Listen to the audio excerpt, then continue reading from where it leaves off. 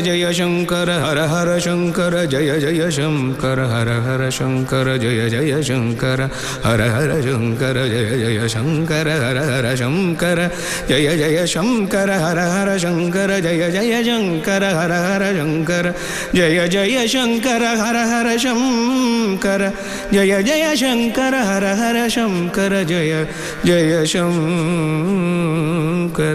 हर हर शंकर.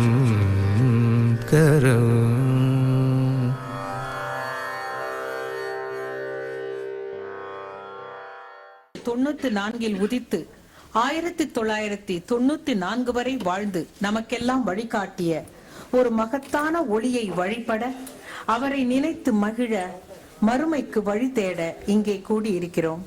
ஸ்ரீ மகா சுவாமிகளுடைய 19வது ஆராதனை நாள் இன்று. திதியும் நட்சத்திரமும் ஒரு சேர அமைந்த நாள். ஆங்கில தேதியும் கூடியிருப்பது அதிசயம்.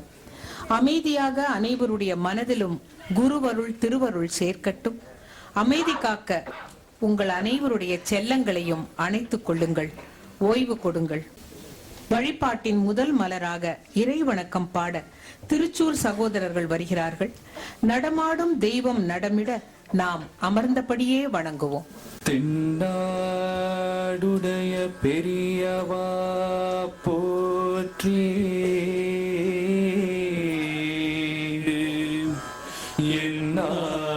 எந்நாட்டவர்க்கும் இறைவா போற்றி, சர்வஞா சர்வவ்யாபி பெரியவா சரணம், மாயப்பிறப்பருக்கும் மகா பெரியவா அடி போற்றி,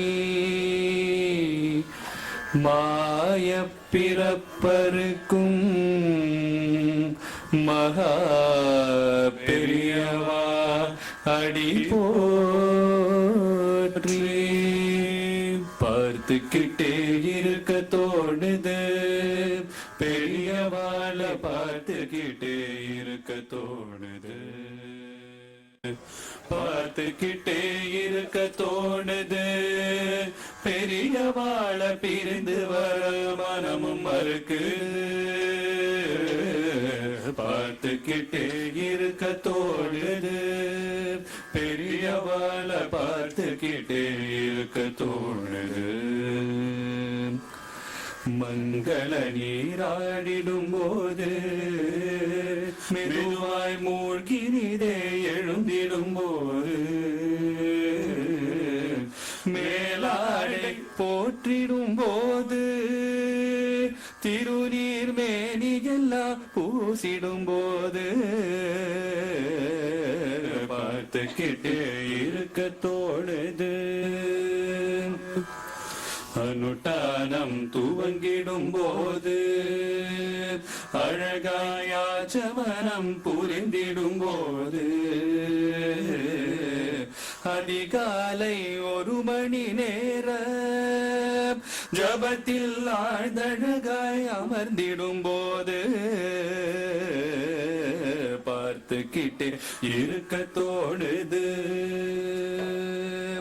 ஜபம் முடிந்து நோக்கிடும் போது, கண்ணால் ஜெயம் உனக்கு என்றிடும் போது, ஜகமெல்லாம் மறந்திடும் போது, அந்த க்ஷண நேர பூரிப்பின் போது, பார்த்துக்கிட்டே இருக்க தோணுது, பெரியவாள பார்த்துக்கிட்டே இருக்க தோணுது. தண்டமதை ஏந்திடும் போது, அழகாய் தளிர் நடைதான் போட்டிடும் போது, தொண்டர் படையுடன் வரும்போது, நாமும் திருவீதி வலம் வரும்போது, பார்த்துக்கிட்டே இருக்க தோணுது, பெரியவாள பார்த்துக்கிட்டே இருக்க தோணுது. தரிசனம் தான் தர வரும்போது, ஒவ்வொரு இடமாக நகர்ந்திடும் போது தனியாக நடந்திடும் போது முன்னால் படி என்று ஒளி வரும்போது பார்த்துக்கிட்டே இருக்க தோணுது பெரியவாள பார்த்துக்கிட்டே இருக்க தோணுது மேனாவில் அமர்ந்திடும் போது பின்னர் மரத்தடியில் அமர்த்திடும் போது மேடை மேல் ஏறிடும் போது வந்தோர் மனமெல்லாம் கழித்திடும் போது பார்த்துக்கிட்டே இருக்க தோணுது பெரியவாள பார்த்துக்கிட்டே இருக்க தோணுது மல்லிகை பூ மலர் வரும்போது அல்லிப்பூ வகையும் மலர்ந்திடும் போது மெய்யன்பர்கும் கண்பெடும் போது ஏற்றி மனமெங்கும் பரப்பிடும் போது பார்த்துக்கிட்டே இருக்க தோணுது பெரியவாள பார்த்துக்கிட்டே இருக்க தோணுது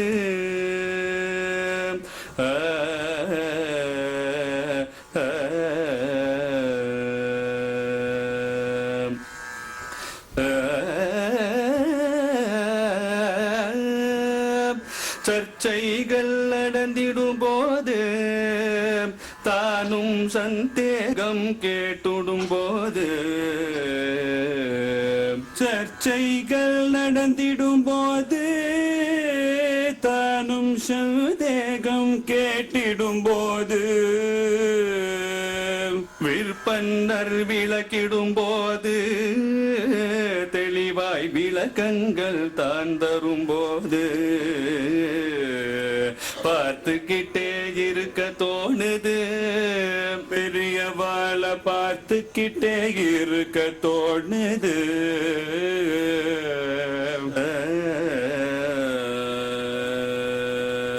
பாலகுரு படித்திடும் போது அங்கே பாஷ்ய பாடம் நடந்திடும் போது பெரும் குருவாய் அமர்ந்திடும் போது பரிவாய் தீக்ஷண்யம் வீச்சிடும் போது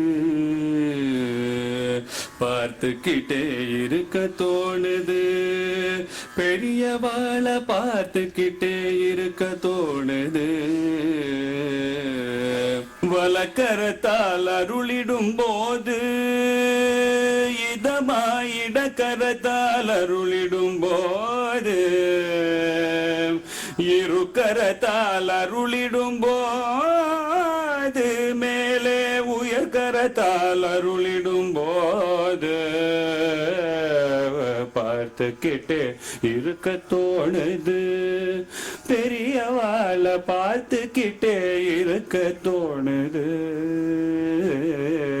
வந்தோரை விளக்கிடும் போது அவரில் தந்தை யார் என்றிடும் போது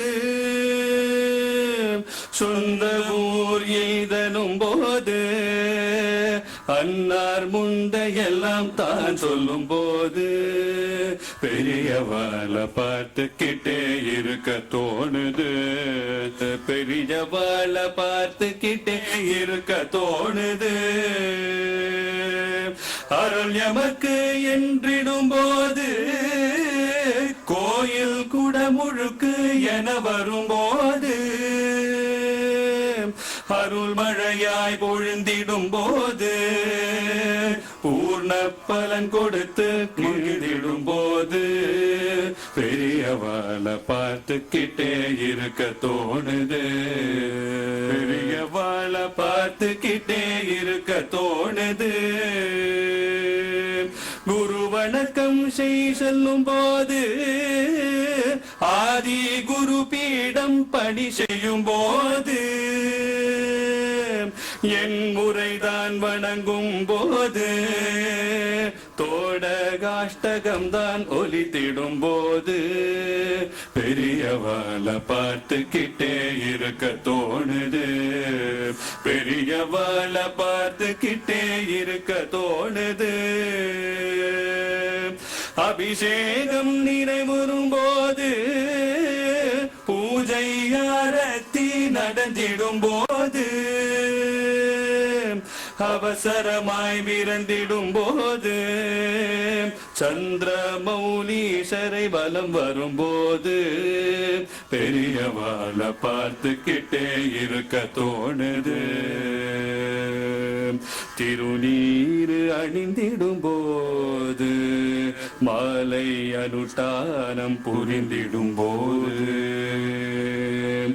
முக்காலம் முடித்திடும் போது, இடையே எக்காலம் புரிந்திடும் போது பெரியவாளை பார்த்துக்கிட்டே இருக்க தோணுது. பெரியவாள பார்த்துக்கிட்டே இருக்க தோணுது. பிரதோட பூஜையின் போது, சிரசில் ருத்ராட்சம் தணிந்திடும் போது, மார்பெங்கும் அணிந்திடும் போது, மாலை மல போல மண்டிடும் போது பெரியவாள பார்த்துக்கிட்டே இருக்க தோணுது. மேனாவுள் அமர்ந்திடும் போது, மீண்டும் ஒரு முறைதான் நோக்கிடும் போது, ஓர் கதவை மூடிடும் போது, திறந்த ஓர் கதவால் பார்த்திடும் போது, ஹர ஹர ஹர சங்கரா ஜய ஜய ஜய சங்கரா சிவ சிவ சிவ சங்கரா. ஹர ஹர ஹர சங்கரா ஜய ஜய ஜய சங்கரா சிவ சிவ சிவ சங்கரா. ஹர ஹர ஹர சங்கரா ஜய ஜய ஜய சங்கரா சிவ சிவ சிவ சங்கரா. சிவ சிவ சிவ சங்கரா சிவ சிவ சிவ சங்கரா.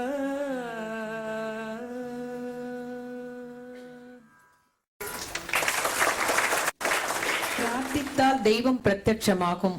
ஆனால் நமக்கு இறங்கி பிரார்த்தனையின் போதே காட்சியளித்த மகா சுவாமிகளின் மாட்சியை என்னவென்று சொல்வது?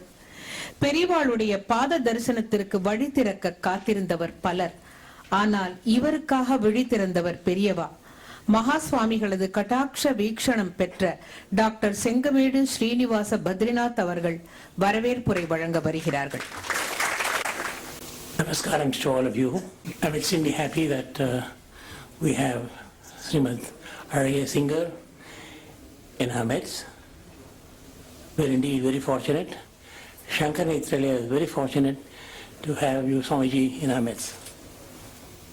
We've assembled here for a very important cause, the release of a CD which contains the speeches of Mahaswami delivered between the years 57-59 at the Sanskrit College, Chennai. I think it was the last time he visited Chennai, and we are very fortunate that his speeches were taped, and the tapes, which have remained for nearly about 50-60 years now, have been well prepared and being released now today to the August gathering here. Lots of pains have been taken to see that the tapes which were recorded almost about 60-70 years ago, which are not of the quality which we would like to have, desire to have been made available to us by the efforts of G. Shivaraman and his friends. Shivaraman,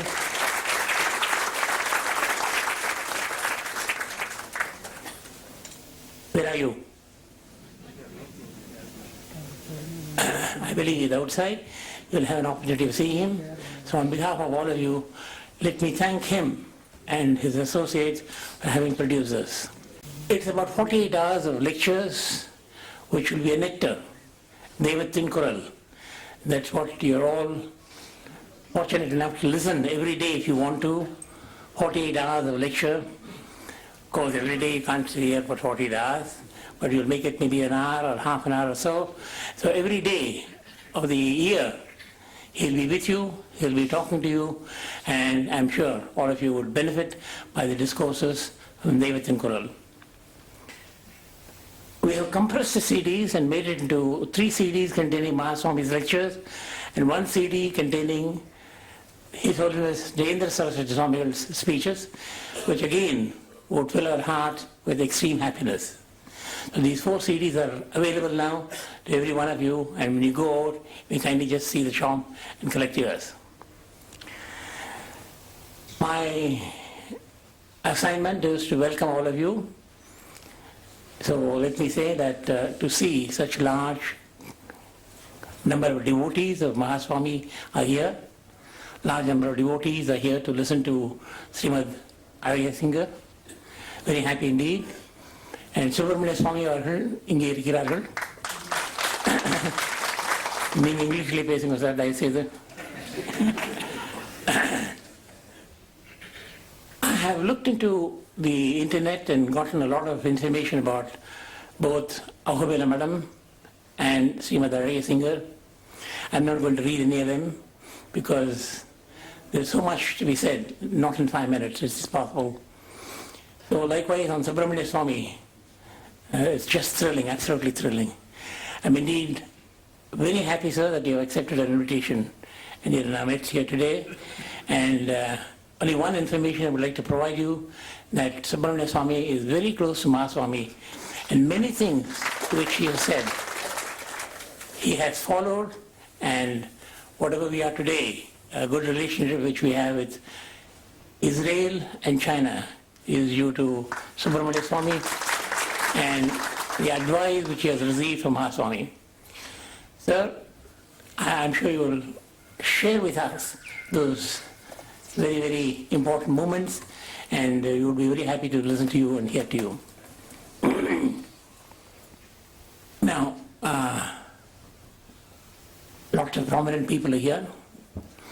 I'm extremely happy that they have accepted our invitation, and especially we have invited about 10 people to receive the audio cassette from the hands of Srimad Arya Singer. To all of them to have accepted our invitation, having come here, let me offer my sincere thanks and a warm welcome to each and every one of you. Thank you. குரு வந்தனம்.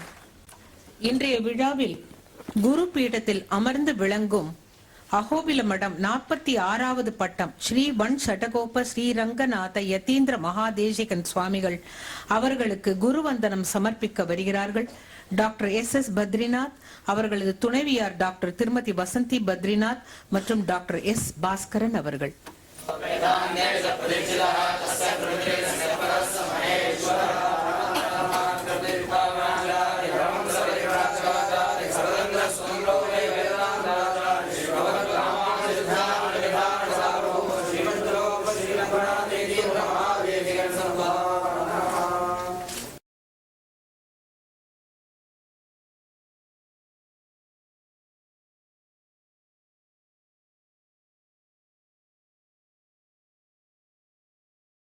இன்றைய விழாவில் வெளியிடப்பட உள்ள பெரியவா குரல் தெய்வத்தின் குரலாக ஒலிக்கும் இந்த ஒலித்தகடு எவ்வாறு உருவானது, எப்படி தெய்வ அருள் முன்னின்று கூட்டி வைத்தது, யாரால் இது சாத்தியமாயிற்று, இதையெல்லாம் சுருக்கமாக விளக்க வருகிறார் நாள்தோறும் நாத்தழும்பேற ஹரர் கதை சொல்லி வரும் திரு எஸ் கணேச சர்மா அவர்கள்.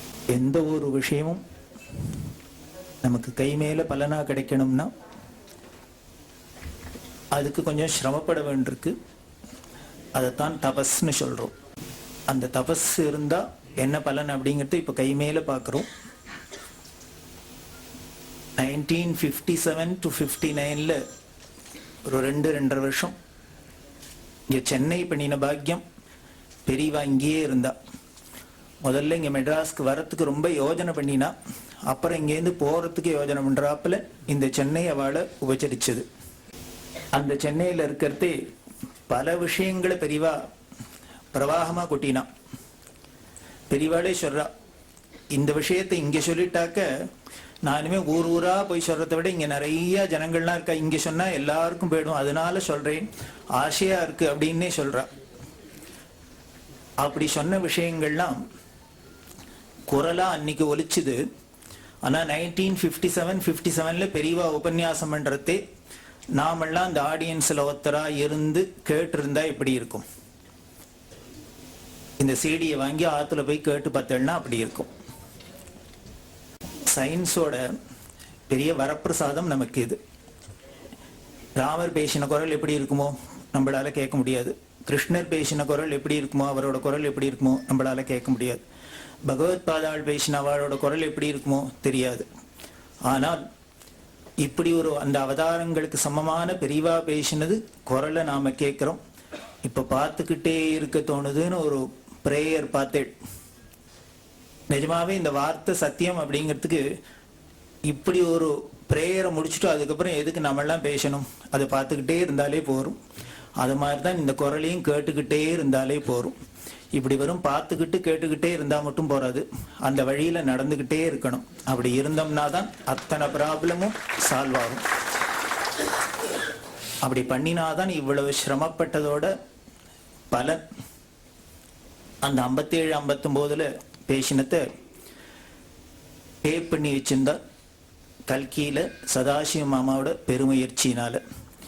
அப்படி பண்ணின அந்த உபன்யாசத்தை அந்த காலத்துல கலைமகள்ல புக்கா போட்டுண்டா, ஆச்சாரிய சுவாமிகள் உபன்யாசம் அப்படின்னு.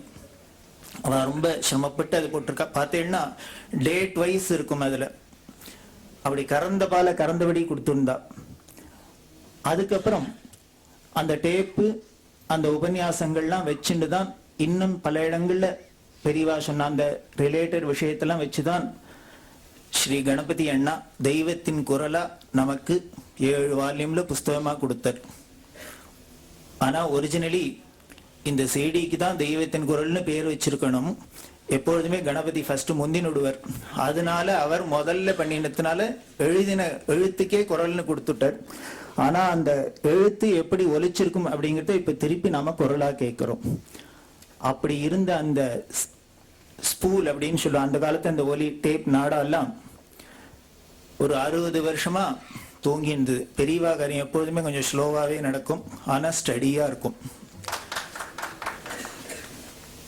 அப்படி இருந்தது. ஒரு சமயம் சதாசிவ மாமா, MS அம்மா, ஆத்மா, வேதமூர்த்தி மாமா எல்லாரும் காஞ்சிபுரத்துல தரிசனத்துக்கு வந்திருக்கிறது. மடத்துல பெரியவா கையால சன்னியாசம் வாங்கிட்டவர் மேட்டூர் சுவாமிகள்ங்கிற ஏத்தி அவர் எதேச்சியா வேதமூர்த்தி மாமாட்ட கேட்டார். சதாசிவமா கல்கி ஆபீஸ்ல சதாசிவ மாமாட்ட இந்த டேப் எல்லாம் இருக்காமே அதெல்லாம் கிடைச்சா தேவையில்ல, ஏன்னா 50 வருஷத்துக்கு மேல ஆயிடுச்சு, அது எப்படி இருக்குமோ தெரியாது. அதை கிடைச்சாக்க பெரியவாளோட குரலை பிற்கால ஜெனரேஷன்ல கேட்கறதுக்கு ரொம்ப சௌரியமா இருக்கும். அதனால இதை நாம ஒரு சீடியாவோ அந்த காலத்துல கேசட்டா போட்டு கொடுத்தா தேவையில்ல, நீங்க கொஞ்சம் வாங்கி கொடுத்தா தேவையில்ல அப்படின்னு. உடனே வேதமூர்த்தி சார் போய் அவாத்துல சதாசிவ மாவட்ட சொன்ன உடனே குடு குடு குடு அப்படின்னு. மாமா கொடுக்கறது கேட்பானே, அவர் கொடுக்கணும்னா தான் சந்தோஷம்.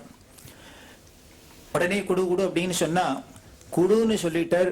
அது இனிமே தேடி நம்ம கைக்கு வந்தான்னா கொடுக்கலாம்.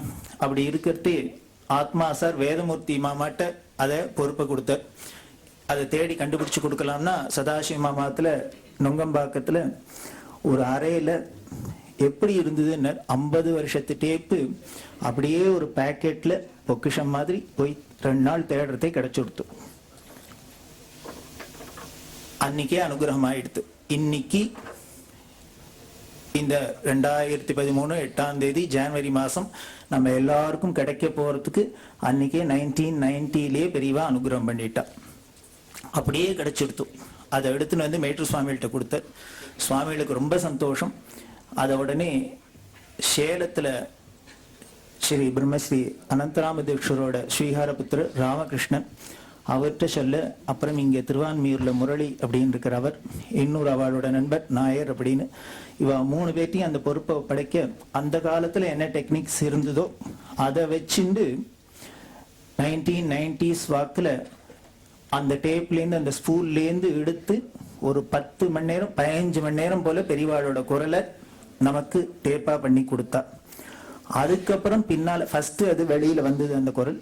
அதுக்கப்புறம் செகண்ட் ட்ரிப் பெரியவாளோட சென்டினரியும் போது சிம்சன் வைத்தா மாமா, இன்னும் பாம்பேல காமாட்சி மண்டலி அப்படின்னு இருக்கு, இவாள்லாம் சேர்ந்துட்டு அதையே திருப்பி ரீப்ரொடியூஸ் பண்ணி அதை இன்னும் சிடி ஃபார்மேட்லாம் கொடுத்து நமக்கு கொடுத்தா.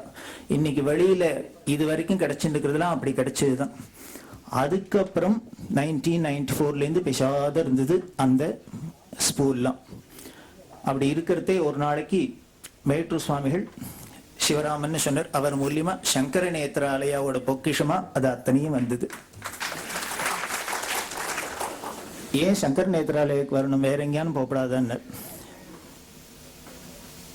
பெரியவாளோட அருள் கடாட்சம் எல்லார் மேலேயும் படணும் அப்படிங்கிறாப்பிலேயே டாக்டர் பத்ரிநாத் கைங்கரியம் பண்ணார் இல்லையா, பார்வையை மட்டும் காமிச்சா போறாது, குரலையும் நீந்தான் காமிக்கணும் அப்படிங்கிறாப்புல ஒலி ஒளி ரெண்டும், பெரியவாளோட ஒளி ரெண்டையுமே இப்படி சங்கர நேத்ராலயம் மூலியமா வரணும் அப்படின்னு பெரியவா சங்கல்பம். இதெல்லாம் இதுல ரிலேட்டட் யாருமே பிளான் பண்ணல, துளி கூட ஒருத்தருக்கு ஒருத்தர் பேசின்னு இதை பிளான் பண்ணல. அதுதான் திவ்ய சங்கல்பம்ங்கிறது. அப்படி சங்கர நேத்ராலயக்கு வர இந்த ஸ்பூலை வச்சிருந்து உலகம் முழுக்களும் சித்தித்து. காரணம், அதை பிளே பண்ணி பார்க்கறது கூட அந்த பிளேயரே இல்லை. அப்ப அந்த அளவுக்கு சயின்ஸ் முன்னேறி எடுத்தோம். சயின்ஸ்ல தான் ஒரு கஷ்டம், இருந்தா சௌக்கியமா இருக்கு, ஆனா இன்னைக்கு இருந்து நாளைக்கு நம்ப முடியாத இருக்கு. அதை வச்சுட்டு அதை பிளே பண்ணி கேட்கறது கூட முடியாத சுத்தின்ண்டே இருக்கிறதே ரொம்ப ஒரு மாதிரி வெக்ஸ் ஆயிடுது. சரி, இது வந்தா வரட்டும், வரலன்னா போடலாம் அப்படிங்கிற அளவுக்கு போற சமயத்துல என்ன பண்ணா, இந்த சிகாகோல ஸ்ரீதர் அப்படின்னு ஒருத்தர் இருக்கார், அவரும் இன்னொரு நண்பர் அமெரிக்கால மகேஷ் அப்படின்னு, இவா ரெண்டு பேரும் இந்த விஷயத்தை தெரிஞ்சுட்டு எப்படியான இதை நம்ம ரிட்ரைவ் பண்ணும், இந்த பிளேயர் எங்க இருக்குன்னு உலகத்துல கண்டுபிடிச்சிருது. நம்ம உலகம் முழுக்களும் தேடி கடைசியில எங்க சுத்தி ரங்கன்ட்ட வந்த கதையா என்ன பண்ணா, இங்க பெங்களூர்ல ஒருத்தட்ட இருக்குன்னு கண்டுபிடிச்சா. பெங்களூர்ல ஒருத்தட்ட இந்த பிளேயர் இருக்குன்னு கண்டுபிடிக்க இதை எடுத்துன்னு பெங்களூருக்கு போலான்னு அவர்கிட்ட பேசினா, அவர் சொன்னார், நான் உத்தியோகமா இருக்கேன், அதனால எனக்கு சனி ஞாயிறுல தான் லீவு, என்னால இதுக்கு டைம் டிவோட் பண்ண முடியும், நீங்க ஏதாவது சனி ஞாயிறுல முன்னால சொல்லிட்டு வாங்கோ, அப்படி நாம போட்டு பார்த்து இது எப்படி வருதுன்னு பார்க்கலாம் அப்படின்னு. ஒரு சனி ஞாயிறு அப்பாயின்மெண்ட் வாங்கிட்டு இங்கேருந்து எடுத்துன்னு போனா, அங்க போய் இறங்கினோன்னு பெங்களூர்ல அவர் என்ன சொன்னார்னா, உங்களை வர சொல்லிட்டேன், ஆனா இன்னைக்கு என்ன ஆபீஸ்ல கட்டாயம் வந்தே ஆகணும்னு சொல்லிட்டா, அதனால இன்னைக்கு என்னால உங்களோட டைம் ஸ்பெண்ட் பண்ண முடியாது, நீங்க வேணா ஒண்ணு பண்ணுங்க, வெயிட் பண்ணுங்க, ராத்திரி நான் ஆபீஸ்ல இருந்து வந்தோன்னு வாங்கோ, நான் அதுக்கப்புறம் போட்டு பார்க்கலாம் அப்படின்னு. எடுத்துட்டு போனவருக்கு எப்படி இருக்கும், மெனக்கிட்டு வான்னு சொல்லிட்டு அங்க போனாக்க இது மாதிரி டேர்ன் ஆயிடுது. ஏன் இப்படி டேர்ன் ஆகுது, அங்கதான் பெரியவா டிரைவரோ இல்லையோ, சாரதி, பார்த்தசாரதி மட்டும் இல்ல, நம்ம எல்லாருக்குமே சாரதி. அப்படி என்ன பண்ணலான்னு யோசனை பண்ணிட்டு சிவராமனோட ஃப்ரெண்டு ராமச்சந்திரன் அப்படின்னு பெங்களூர்ல இருக்கிறார். அவர் என்ன பண்ணார், அங்க மாசம் சங்கர மடத்துல உபன்யாசம் நடந்துட்டு இருக்கு. அந்த உபன்யாசத்தின் போது என்ன பண்ணார், இந்த ஊர்ல மல்லேஸ்வரத்துல சங்கரன் ஒருத்தர் இருக்கார். அவர் அந்த காலத்துல பழைய பாடகர்களோட பாட்டெல்லாம் அந்த ஸ்கூல்ல இருக்கிறதெல்லாம் டேப் பண்ணி இன்னைக்கு சிடி எல்லாம் பண்ணி கொடுத்துட்டு இருக்கார். அநேகமா அவர்கிட்ட இது மாதிரி பிளேயர் இருக்குன்னு நினைக்கிறேன். அவர் இந்த உபன்யாசத்துக்கு வருவார், அவர்கிட்ட கேட்டு பார்க்கலாம் அப்படின்னா அவர் உபன்யாசத்துக்கு வந்து கேட்டா அவர் பரம சந்தோஷம். இதை விட எனக்கு என்ன பாக்கியம், வேற வேலை, என்கிட்ட 3 மிஷின் இருக்கு, நீங்க கொண்டு வாங்கோ, முதல்ல ஒரு ஸ்பூல் கொடுத்து பாருங்க, ஏன்னா 50 வருஷத்துக்கு மேல ஆச்சு, அது எப்படி இருக்கும்னு தெரியாது, அதை கிளீன் பண்ணி போட்டு பார்ப்போம், இது சரியா வரும்னா நம்ம ஃபர்தரா பண்ணிவிடலாம் அப்படின்னு. சரி, உடனே கொண்டு கொடுத்தா, அதுல போட்டு தட்டினா உடனே பெரியவா குரல் வந்துடுத்து. நம்ப மாட்டேள், 50 வருஷம் 60 வருஷம் ஆகி உள்ளுக்குள்ளேயே வச்சிருந்ததை போட்டு அதை கிளீன் கூட பண்ண வேண்டாம், போட்டோன்னு குரல் கொடுத்துட்டா. சுந்தரமூர்த்தி சுவாமிகள் என்ன பண்ணார், சேரமான் பெருமாள் நாயனோட காவேரிக்கு தென்கரையில யாத்திரை பண்ணியிருந்தார். திருப்பழனத்துக்கு போனார். அந்த பக்கத்துல திருவையாறு கஷேத்திரம். சேரமான் பெருமாள் சொன்னார், அந்த பக்கம் பூ கைலாசம்னு சொல்லக்கூடிய பஞ்சநதீஸ்வரர் இருக்கார், அங்க போய் தரிசனம் பண்ணோன்னு என் மனசு ஆசைப்படுறது. சுந்தரமூர்த்தி சுவாமி சொன்னார், எனக்கும் ஆசையா தான் இருக்கு, ஆனா இப்படி பிரவாகமா காவேரி குறுக்க நின்று தடுக்கிறது என்ன. அதனால இங்கேருந்தே சுந்தரமூர்த்தி சுவாமிகள் ஐயாரப்பனை பார்த்து, ஐயாரப்பா நீ இருக்கியான்னு 10 பதிகத்திலையும் கேட்டார், ஐயாரப்பரோ ஐயாரப்பரோ ஐயாரப்பரோன்னர். இப்படி 10 பாடினோன்னு அங்கேருந்து சுவாமி இருக்கேன் ஓலம் இருக்கேன் ஓலம்னு திருப்பி அவரும் 10 தரம் பதில் சொன்னார். இது சொன்ன அடுத்த நிமிஷம் காவேரி மேற்கு பக்கம்னா ஐஸ் மாதிரி உறைஞ்சு போயிடுத்து, கிழக்கு பக்கம் முழுக்களும் மணலா ஆயிடுத்து. இவன் நடந்து போய் சுவாமியை தரிசனம் பண்ணிட்டு வந்தா. இதெல்லாம் ஏதோ புராணத்தெல்லாம் கேட்கிறோம், இது ஏதோ கதை மாதிரி இருக்கும், ஏதோ சீரியல் எடுத்தாப்புல இருக்கும். இதெல்லாம் நாம இங்க நேர பார்த்துட்டு இருக்கோம். யாரெல்லாம் பெரியவாளை தரிசனம் பண்ணியிருக்காளோ அனுபவிச்சுட்டு இருக்காளோ இன்னைக்கும் அன்னைக்கும் அத்தனை பேருக்கும் தெரியும். அது மாதிரி இங்க போட்டு பார்த்தோன்னே கிடைச்சது. இந்த சங்கரையிட்ட போட்டு பார்த்து இது கிடைச்சோன்னே குரல் கேட்டோன்னே சந்தோஷமா போயிடுது. உடனே 50 CD அந்த ஸ்பூலையும் வாங்கிட்டார். அவர் அது பண்ணி தரத்துக்கு ஒரே ஒரு கண்டிஷன் போட்டார். என்னன்னு, இதை இத்தனையும் நான் பண்ணி தரேன், ஒரே ஒரு கண்டிஷன், நயா பைசா பணம் வாங்கிக்க மாட்டேன்னு. இப்படி யாரான்னு கண்டிஷன் போட்டா நாமளும் நிறைய வேலை சொல்லலாம். ஏன் அந்த ஆளுக்கு வாங்கோன்னு சொல்லி அவர் சனிக்கிழமை அன்னைக்கு போயிட்டு ஆபீஸ்ல இருந்து கூப்பிட்டார். அவர் என்ன சொல்லியிருந்தாருன்னா, நான் போட்டு பார்த்து எல்லாம் பண்ணுவேன், ஆனா ஒரு ஸ்பூலுக்கு 1500 ரூபாய் எனக்கு தரணும்னர். வேடிக்கை என்னன்னா, இதை போட்டு பார்த்து ஒண்ணும் இல்லைன்னு அதுல ஓடித்துனா கூட 1500 ரூபாய் கொடுக்கணும். இப்படி 50 × 1500 கிட்டத்தட்ட 70,000 75,000 செலவாகுமே அப்படின்னு தான் யோஜனை பண்ணிட்டு, அதுக்கு எங்க போறது அப்படின்னர். பெரியவா என்ன பண்ண, நீ எங்க போற, எங்கேயானு போகணும்னா நான் தான் போகணும், நான் தான் வரணும் அப்படின்னு என்ன பண்ணினா, அந்த 70,000 75,000 செலவில்லாத திடீர்னு அவருக்கு ஆபீஸ்ல அவரை அனுப்பிச்சுட்டு அவர் அந்த வேலைக்கு விட்டு உடனே ஒரு சங்கரையரை உள்ளுக்குள்ள கொண்டு வந்து, அதுக்கு ஒரு ராமச்சந்திரன் உள்ளுக்குள்ள கொண்டு வந்து, அதுக்கு ஒரு உபன்யாசத்தை ஏற்பாடு பண்ணி ஒருத்தருக்கு ஒருத்தர் இன்ட்ரடக்ஷனை கொடுத்து இவ்வளவு எல்லாம் பண்ணி அந்த சங்கரையர் பண்ணி இருக்கிற சர்வீஸ நாம் எல்லாரும் கடமைப்பட்டிருக்கோம். மகா உத்தமர். அல்லூர் கணபாட்டிகள் அப்படின்னு வேத பாடசாலை வச்சிருந்தவா அல்லூர்ல. பெரியவாளுக்கும் அப்படி ஒரு பிரியமான குடும்பம், அப்படி ஒரு ஆச்சாரசீலர். அவர் குளிக்கிற சாப்பிட்ற நேரத்தை தவிர மீதி அத்தனை நேரமும் இந்த 50 ஸ்பூலோடையுமே லைஃபை ஸ்பெண்ட் பண்ணியிருக்க. அவர் பண்ணிட்டு சொல்றார், அந்த அனுபவத்தை இனிமே என்னால சொல்ல முடியாது அப்படிங்கிற.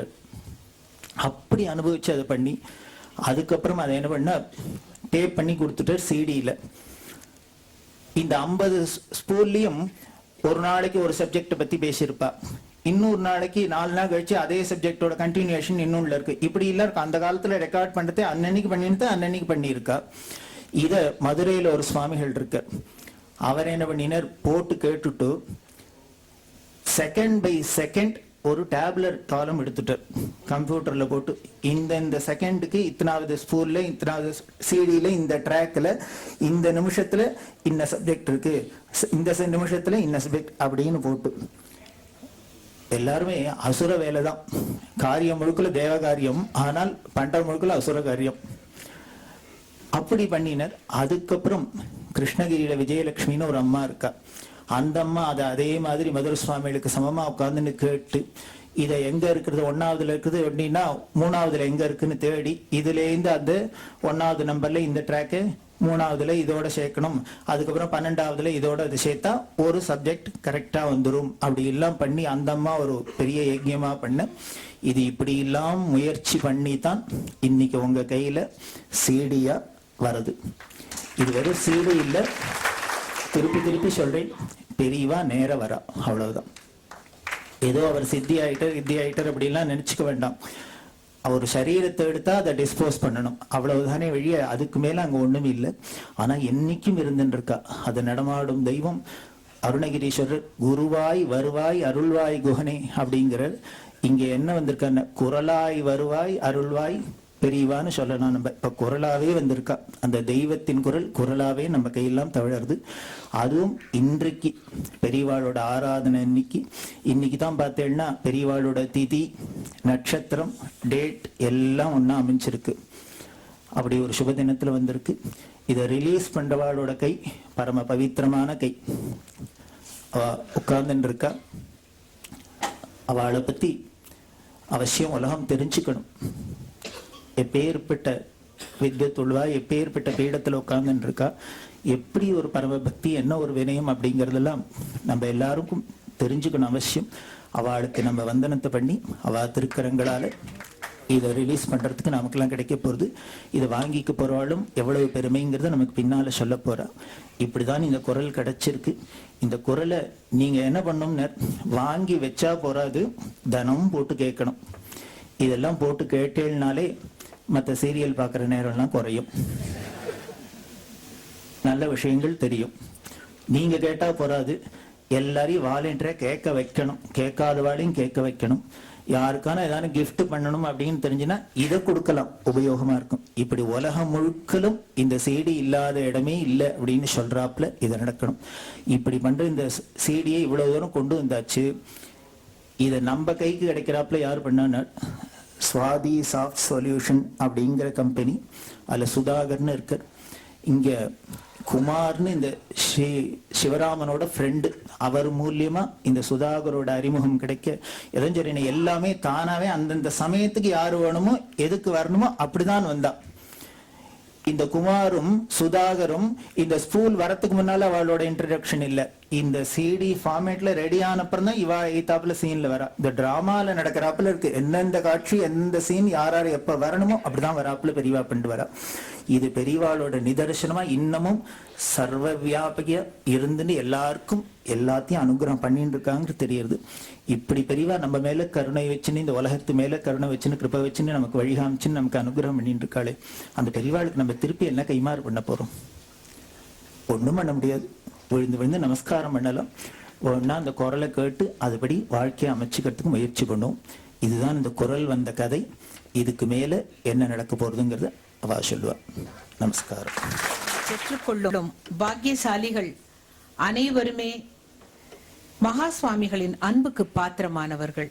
முதலில் ஒலித்தகடை பெறுபவர் திரு ராம வீரப்பன் அவர்கள். நாளுக்கு ஒரு புனித தீர்த்தத்தில் நீராட அமைந்த பார தீர்த்தம் காஞ்சியில் புகழ் பெற்றது. காஞ்சி மடத்துக்கு எதிரில் உள்ள ஆஞ்சநேயர் ஆலயத்திற்கு பின்னால் அமைந்துள்ள செவ்வாய் நீராடும் மங்கள தீர்த்தம் நல்ல நிலையில் இல்லாமல் இருந்தது. எம்ஜிஆர் அவர்கள் சுவாமிகளை தரிசிக்க வந்த பொழுது அவரிடம் அதில் நான் புனித நீராட விரும்புகிறேன், ஆவன செய்ய முடியுமா என்று கேட்ட பெரியவாளுடைய உள்ள கிடக்கையை சிறமேற்கொண்டு தினமும் காஞ்சிக்கு வந்து செப்பனிடும் பணியை அன்புடன் செய்தவர் திரு ராம வீரப்பன் அவர்கள். திரு வீரப்பன் அவர்களையும் வர சொல்லி அவருடன் சேர்ந்து பெரியவா ஸ்நானம் செய்தாராம். பெரியார் பக்தராக இருந்து பெரியவா பக்தர் ஆனவர் என்று சுவாமிகள் கூறியதாக ஒரு அன்பர் கூறியதை உங்களுடன் பகிர்ந்து கொள்கிறேன். அடுத்து ஒலி தகட்டை பெற்றுக்கொள்பவர் புகழ்மிக்க தந்தைக்கு பிறந்து அழியா புகழ் சேர்த்து கொண்டவர் டாக்டர் எஸ் கல்யாணராமன் அவர்கள். திருச்சியில் பல் டாக்டர் சுப்பிரமணியத்தை தெரியாதவர்கள் மடத்தில் இருக்க முடியாது. முதலில் பிக்ஷா வந்தனம் ட்ரஸ்ட் ஆரம்பித்த பக்தர். 2500 ஆண்டுகளுக்கு முன் தோன்றிய ஆதிசங்கரருடைய தந்த பாதுகை இன்றளவும் மடத்தில் வைத்து பூஜிக்கப்பட்டு வருகிறது. அந்த பாதுகைகளை பெரியவா டாக்டர் கல்யாணராமன் அவர்களிடம் காட்டி, ஆதிசங்கரருடைய பாதச்சுவடு பதிஞ்சிருக்கு பார் என்று காட்டி அப்பாதுகைகளுக்கு தங்க கவசம் செய்த பாக்கியம் பெற்றவர் டாக்டர் எஸ் கல்யாணராமன் அவர்கள். திருவிழி டாக்டர் பத்ரிநாத்துக்கு கிடைத்தது, திருவடி டாக்டர் கல்யாணராமனுக்கு கிடைத்தது. பாக்கியம் பெற்ற இருவரும் இங்கே இருக்க இவர்களை காணும் பாக்கியம் பெற்றவர்கள் நாம். அடுத்து பெறுபவர் திரு விக்கு விநாயகராம் அவர்கள். அவருடைய சார்பில் யாரேனும் வந்திருக்கிறார்களா? அவரே வந்திருக்கார். இவருக்கு தெரிந்ததெல்லாம் 2 விஷயங்கள் தான், லயம், லயிப்பு. கை விரல்கள் அற்புதமாக வாசிப்பது லயம் கட்டம், கைகள் கூப்புவது லயித்து பக்தியில். மகா சுவாமிகளையே எப்பொழுதும் ஸ்மரிக்கும் மனம். பெரியவா சொல்லை நேரில் பலமுறை கேட்டு நெகிழ்ந்தவர் என்பதனாலோ இன்று அவரையே தேடி பெரியவா குரல் தானே மகிழ்விக்க வருகிறது. ஸ்ரீ மாதவன் சம்ஸ்கிருத கல்லூரியை நிறுவிய திரு கிருஷ்ணசுவாமி ஐயர் அவர்களுடைய பேரன் ஸ்ரீ மாதவன் தவசீலரான மகா சுவாமிகளை தமது பரிவாரங்களுடன் சம்ஸ்கிருத கல்லூரியில் தங்கும்படி எல்லா வசதிகளையும் உவந்து செய்வித்த குடும்பம் இவருடையது. 1957 முதல் 59 வரை மகா சுவாமிகள் சம்ஸ்கிருத கல்லூரியில் இருந்து ஆற்றிய உரைகள் திரு சதாசிவம் அவர்களால் இன்று ஒலிக்க இருக்கிறது. 86 வயதான இவர் மகா சுவாமிகள் மீது கொண்டுள்ள பக்தியும் அன்பும் சொல்ல முடியாது. பெரியவாளே தர்மமிகு சென்னை என்ற பகுதியில் இவருடைய தாத்தாவின் சேவையை பற்றி சொல்லியிருக்கிறார். 86 வயது என்று சொன்னேன், ஆகையினால் அவர் வர இயலவில்லை. அவருடைய குடும்பத்திலிருந்து திருமதி சீதா அவர்கள் இந்த ஒலி தகட்டினை பெற்றுக் கொள்வார்கள்.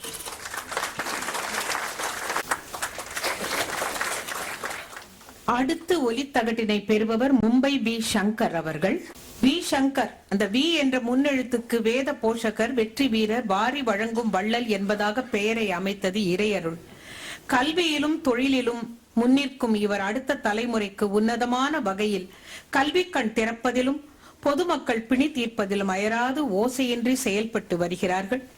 இவர் காஞ்சி மகா சுவாமிகளின் பரம பக்தர். இவர் கண்ட கனவு நனவாகி இன்று ஸ்ரீ காஞ்சி மகா சுவாமிகளின் வித்யா மந்திரமாக உருப்பெற்று விளங்குகிறது. This unique school is the largest Vedic and modern educational institution not just in India but the world as well. திரு கணபதி ஸ்தபதி அவர்கள் இரட்டை பிள்ளையார் என்று ஒரு விக்கு விநாயகராம், தொடர்ந்து மற்றும் ஒரு கணபதி.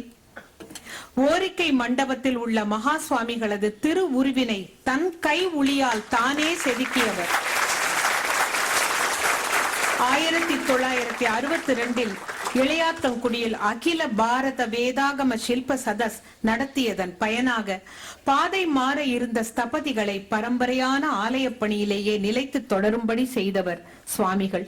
இன்று உலகெங்கிலும் வளரும் கலைப்பணியால் கலைஞர்கள் மேன்மை அடைந்ததை எண்ணி பக்தியில் நெகிழ்கிறார் திரு ஸ்தபதி அவர்கள்.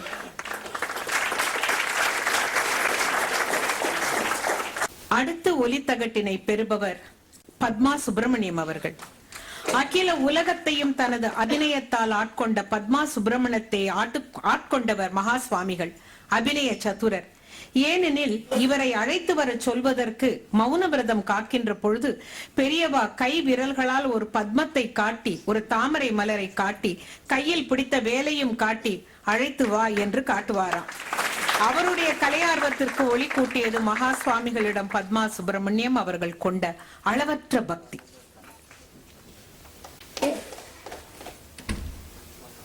இந்திய வரலாற்றின் ஏடுகளில் ஒவ்வொரு காலகட்டத்திலும் இந்து மதத்திற்கு மிகப்பெரிய சோதனைகள் நேர்ந்திருக்கின்றன. ஆலயங்களில் ஆராதனை செய்யப்பட்டு வந்த தெய்வங்களை கவர்ந்த பொழுது காத்தது ஒரு குடும்பம். அந்த குடும்பத்திலிருந்து வருபவர் தான் திரு ராஜ்குமார் பழனியப்பன் அவர்கள். உற்ற வகையில் உற்சவ மூர்த்திகளை பராமரித்து பத்திரப்படுத்தி காப்பாற்றி தந்த பெருமை உடையார் பாளையத்து ஜமீன்தார் பரம்பரையை சாரும். காஞ்சியிலிருந்து கும்பகோணத்திற்கு மடம் மாற்றப்பட்ட பொழுது வழியில் உடையார் பாளையத்தில் மகா சுவாமிகள் தங்கி இருந்ததும் குறிப்பிடத்தக்கது. சனாதன தர்மத்தை காக்கும் இந்து மதத்திற்கு இன்றியமையாத சேவை செய்துள்ள பரம்பரையின் மைந்தர் இவர்.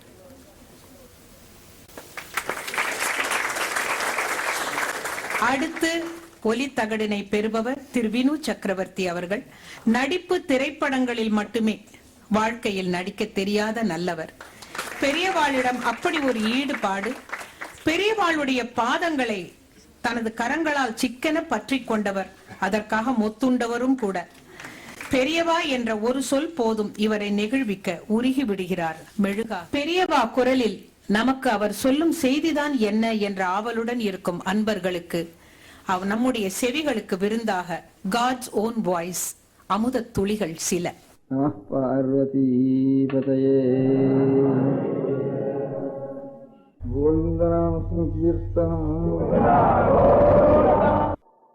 பெரிய ஆபத்தா இருக்கிறப்போ நிறைய பணம் இருக்கு, நிறைய காசும் பணமா இருக்கு, செப்பு காசும் வெள்ளி காசும் தங்க காசுமா இருக்கு. இதெல்லாம் இன்னொரு அரை மணிக்குள்ள பெரிய ஆபத்து வர போறதுன்னா இவ்வளவையும் தூக்கிட்டு போக முடியாது. அவ்வளவையும் தூக்கிட்டு போறதுக்கு எந்த மாதிரி மாற்றி தூக்கிட்டு போனா நாம் எடுத்துட்டு போகலாமோ அந்த மாதிரி மாத்துறதுக்கு நோட்டு ஒன்று இருக்கு. அது கிடைச்சிட்டு தானே நாம் இந்த ராஜ்யத்தை விட்டு இன்னொரு ராஜ்யத்துக்கு போறப்ப கூட அது நமக்கு உபயோகப்படும். இல்லைன்னா இந்த ராஜ்யத்திலேயே போட்டுவிட்டு தான் போகணும், நம்ம உயிரை மாத்திரம் காப்பாற்றிட்டு உயிர் மாத்திரம் போகும் இன்னொரு ஊருக்கு, இந்த பணமெல்லாம் வராது, இந்த பணமெல்லாம் இங்கேயே விட்டுட்டு தான் போகணும். அந்த மாதிரி நம்ம எல்லாரும் இந்த பூலோக ராஜ்யத்தை விட்டுட்டு இன்னொரு ராஜ்யத்துக்கு போய்தான் ஆகணும். இன்னைக்காவது உலகத்தை விட்டுட்டு ஒவ்வொருத்தரும் போயிட்டான்னு இருக்கோம். நமக்கு இந்த நாளும் போயிட்டு இருக்கோம், நாமும் ஒரு நாளைக்கு போகிறதுக்கு தான் பார்த்துட்டு இருக்கோம். போகிறப்ப இங்கே இருக்கிறதெல்லாம் அப்படியே விட்டுட்டு போயிடுறோம், ஒன்றும் எடுத்துன்னு போக முடியல. அப்படி இல்லாமல் எல்லாத்தையும் எடுத்துட்டே போக முடிய ஒரு நோட்டாக ஒன்று மாற்றணும்னுட்டு சாஸ்திரத்தில் சொல்லியிருக்கு. அந்த நோட்டு தான் தர்மம்னு பேர். அதனால் இவ்வளோ பணத்தையும் தர்மமாக பண்ணி வச்சுட்டா தர்மங்கிறது பின்னோடையே வரும். அதனால் எங்கே போனாலும் விடாது. நம்ம தர்மம் பண்ணாத பணமாக மாத்திரம் வச்சுருந்தோம்னாக்கா பணமும் சுகமும், இங்கே இருக்கிற போகமும் சுகமும் இப்படியே பண்ணி வச்சுருந்தோம்னாக்கா இந்த போகமும் சுகமும் இன்னும் பாவமாக தான் மாறும். பாவத்தை தூக்கின்னு போனோம்ப்பா. பாக்கி இருக்கிற பணத்தை பணம் அப்படியே வச்சுடணும். ஏதோ காமமோ சுகமோ போகமோ இதெல்லாம் அனுபவிச்சோம்னா அவ்வளவும் பாவ நோட்டாக கையில் இருக்கும். அதனால புண்ணிய நோட்டாக இருக்காது. பாக்கி பணம் இருந்ததுன்னா அப்படியே இருக்கும். அது புண்ணிய நோட்டும் இல்லை பாவ நோட்டும் இல்லை, அப்படியே கிடக்கும். அது நாம் எடுத்துன்னு போக முடியாது. அதனால நாம் எப்படி இருந்தாலும் நாம் நிச்சயமா அந்த தேதியில போய் ஆகணும். இதோட தேதியில அப்போ போறப்போ நம்ம இருக்கிறதெல்லாம் பணத்தை மாத்திரம் இல்லை, உடல் இருக்க முடியாத, சரீரத்தில் இருக்க முடியாத ஒரு சக்தி, வாயில் இருக்க முடியாத, நாக்கில் இருக்க முடியாத ஒரு சக்தி, எல்லாத்தையும் தர்ம நோட்டா மாற்றிடணும். எத்தனைக்கு எத்தனை நாக்கை பொருத்தியாருக்கு நல்ல உபகாரமான ஒரு வார்த்தையும், அவனுக்கு நல்ல புத்திமதியும், பொருத்தியார் நன்மைப்பட முடியாத ஒரு வார்த்தைகளும், பகவானுடைய ஒரு நாமத்தையும் நாம் சொல்லி சொல்லி சொல்லி இவன் வம்பு பேசிட்டு இருந்தோம்னா அதுவும் ஒரு நிமிஷம் அது கடன் நோட்டா மாறும் அதுல இருந்து. அதனால இப்போ நமக்கு இருக்க முடியாத வாய்க்கு இருக்கிற, நாக்குக்கு இருக்கிற சக்தி, உடம்பு இருக்கிற சக்தி, உடம்பு இருக்கிற சக்தினா எவ்வளவோ உபகாரம் பண்ணலாம், எவ்வளவோ ஸ்திரமான காரியம் செய்யலாம். அதனால உடல் பொருள் ஆவின்னுட்டு அதை வாக்கும் கூட சேரணும். இல்லை மனோவாக்காயம்னுட்டு இவ்வளவையும் நோட்டா மாற்றி கையில் வச்சுட்டு போனா, இடுப்பில் சொல்லிட்டு போனா, அதனால இந்த உடல் போனா கூட அங்கே போய் ஏதோ ஒன்று போறத இதை விட்டுட்டோம், அது போறதுனுடைய இடுப்புல இவ்வளவு இருக்கும், அப்படியே தர்மமா இருக்கும். தர்மம் தான் எங்க நாம் போனாலும் நம்ம விடாம, தர்மம் மாத்திரம் வரும் இல்லை, அதர்மம் கூட வரும், பாவம் வரும் புண்ணியம் வரும் சேர்ந்து. அதனால பாவம் பண்ணாம இருக்கணும், அது வராமல் இருக்கிறதுக்கு இருக்கிற பொருள்னா பணம் மாத்திரம் இல்லை, பணமோ வாக்கு சக்தியோ சரீர சக்தியோ மனசுக்கு ஒரு சக்தி கொடுத்துருக்கு சுவாமி.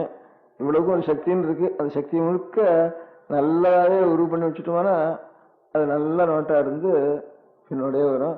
இல்லைனா இங்கேயே கிடக்கும். அப்படியே வச்சிருந்தோம்னா வீணா போயிடும், நம்ம எடுத்துன்னு போக முடியாது. அழுதுதான் போவோம், எல்லாத்தையும் விட்டுட்டு போறோம் அழுதுண்டு போவோம். நாம் பண்ற தப்பு நமக்கு தெரியும். கெட்ட குணம் உள்ளவன், ரொம்ப கெட்டவன் அப்படின்னு நம்ம பகு பேர் நம்ம பேசிட்டே இருப்பா. அப்போ நமக்கு நம்ம ஆறு வெயிறாலோ ஆகிறது நமக்கு கோபம் வரும். ஆனால் உள்ளுக்குள்ள நாம் எவ்வளோ அக்கிரமம் பண்ணியிருக்கோம் அவ்வளோ இவனுக்கு தெரியாது. இன்னும் தெரிஞ்சா இன்னும் ஜாஸ்தி செய்ய வேண்டியும். ஏதோ கொஞ்சம் தான் தெரிஞ்சிருக்கு, அதுவும் நான் பண்ணாதான் பண்ணிதான் வச்சுட்டு இருக்கான், பண்ணவனுக்கு தெரியவே தெரியாது அப்படிங்கிறது நமக்கு தெரியும். அதனால நம்ம விஷிக்க வேண்டியது நாமே தான் விஷிக்கணும். நம்ம குணத்தெல்லாம் நினைச்சு பார்த்து பிரயோஜனம் இல்லை, இந்த தப்பை தான் நினைச்சு பார்க்கணும். நம்ம குணம் எவ்வளவு இருக்கு, நம்ம கெட்ட குணம் எவ்வளவு இருக்கு, ரெண்டையும் பிரிச்சு பார்த்தோம்னா குணத்தை விட கெட்ட குணம் மலையா இருக்கு. குணத்தை தான் வெளியில நாமே எப்படியாவது அதை திரிச்சு எப்படியாவது நாம் சொல்லாது போல பொறுத்தா இருக்கு, நம்ம குணத்தை எல்லாம் தெரிவிக்க முடியாது பண்ணிவிடுவோம் எந்த பேச்சுலையும். நமக்கு குணம் தெரியாம இருக்க முடியாது, மூடிக்கணும்னு தோணிட்டு இருக்கும் நமக்கு.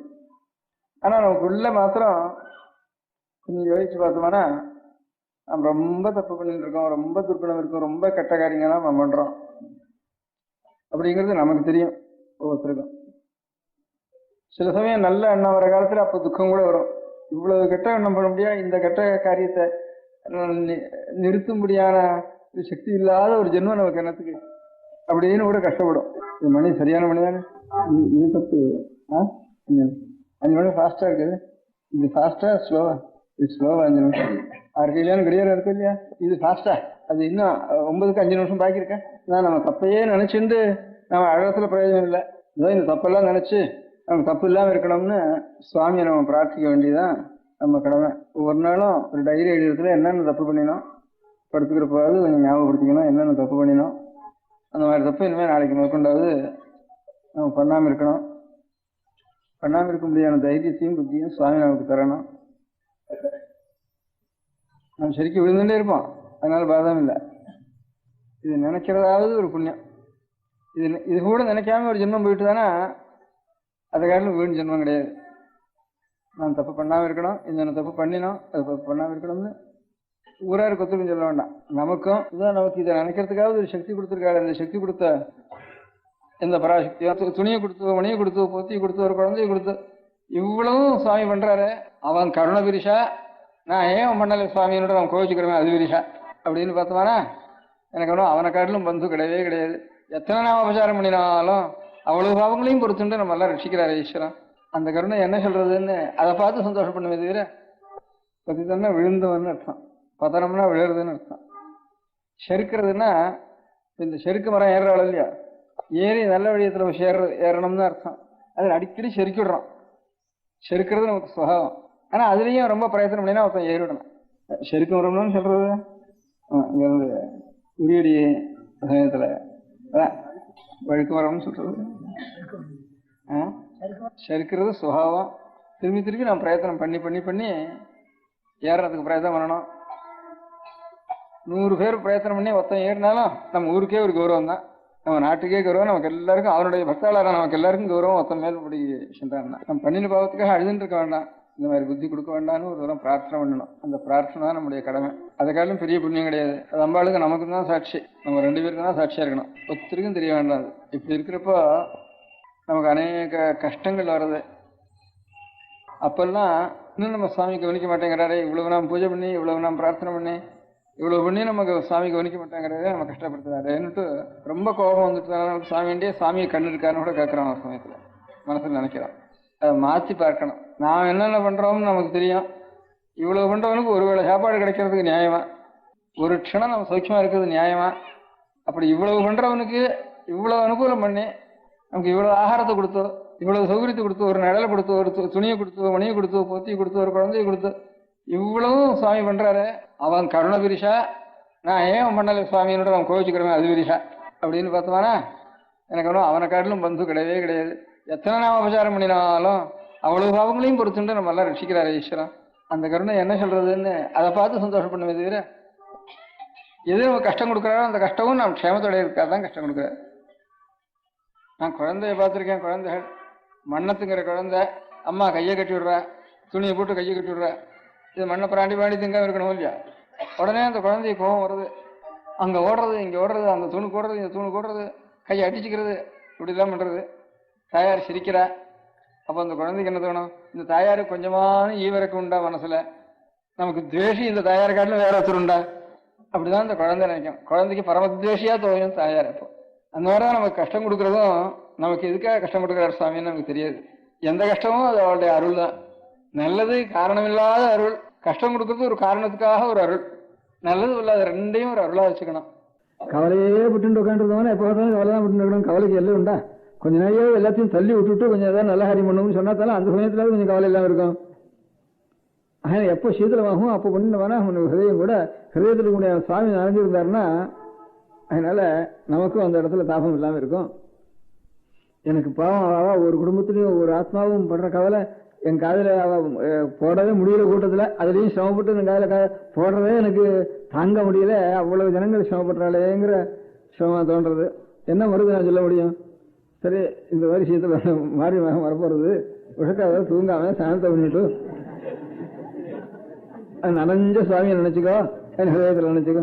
எல்லாத்துக்கும் ஒரு மருந்து தான், ஒரே மருந்து அப்படின்னு தோணித்து எனக்கு. எல்லாத்தையும் சேர்த்து ஒரு மருந்து சொல்றதுக்கு அப்படி சுவாமியை பார்த்து உங்களுக்கு எப்படி சக்தி வந்ததுன்னா என்னுடைய தமிச்சுட்டு இருக்கிற ஹிருதயத்தை நீ இருக்கிற, அதனால சக்தி வந்தது அப்படின்னு பெரியவாள்லாம் பிரார்த்திச்சதை நானும் ஞாபகப்படுத்தி உங்கள் காதலையும் போட்டு வச்சேன். எல்லா இடத்துலையும் எல்லாரும் மாறி மாத்திரம் ஸ்நானம் பண்ணிட்டு கொஞ்சம் பஜனை பண்ணிட்டு பூஜையை தரிசனம் பண்ணிட்டு யாராவது சிவபூஜை பண்ணுறவாளை தரிசனம் பண்ணிட்டு எல்லா கவலைகள்லாம் நிவர்த்தி ஆகி க்ஷேமமாக இருக்காது. நம பார்வதி பதயே. கோவிந்தநாம கீர்த்தனம். பாக்கியமும் தான். மிகச்சிறந்த பாக்கியம். கேட்க முடிந்தது. இன்று கையில் வாங்கி கொண்டு செல்ல போகிறோம், வீட்டிலும் போய் கேட்க போகிறோம். இன்றைய விழாவிற்கு சிறப்புரையாற்ற வந்திருக்கும் டாக்டர் சுப்பிரமணியம் சுவாமி அவர்களுக்கு அழகிய ஸ்ரீதர் சுவாமிகள் தமது திருக்கரங்களால் ஆசிகளை வழங்கி பெருமை சேர்க்க இருக்கிறார்கள்.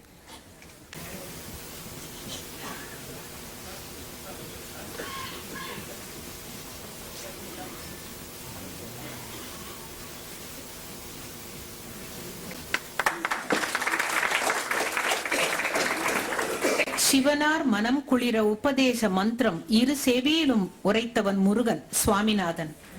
மகா சுவாமிகளின் பூர்வாசிரம பெயர் அதுதான். அந்த சுவாமி சொல்ல இந்த சுவாமி சுப்பிரமணியமும் கேட்டுக்கொண்டு மேற்கொண்ட முயற்சியின் பயனாகத்தான் இன்று நாம் எல்லோரும் மிக எளிதாக கடவுச்சீட்டு விசா பெற்று கைலாசத்திற்கும் மானசரோவருக்கும் யாத்திரை செய்கிறோம் என்பது எத்தனை பேருக்கு தெரியும்? பெரியவா அனுகிரகத்தால் சுப்பிரமணியம் சுவாமி அவர்கள் சீன அரசுடன் பேச்சுவார்த்தை நடத்தி ஒரு கருவியாக இயங்கி இதனை சாதித்தவர்.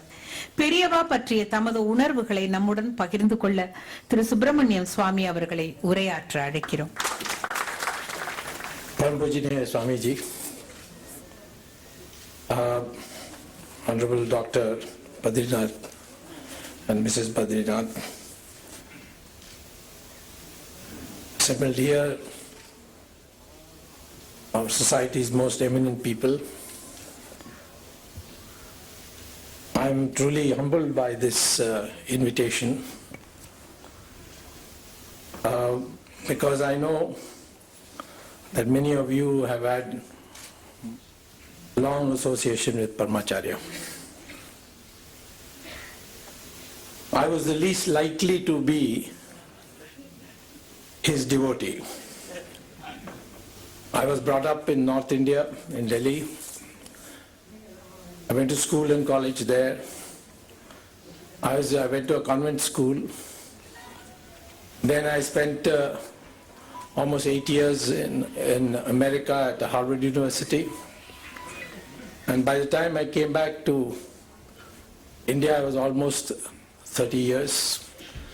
So with absolutely no contact whatsoever, I had not even heard his name till 1968. It was a chance meeting. The students of the university who were in my class had invited me to the dormitory. And one of them was an Indian. And he asked me whether I would come to his room before going to the function.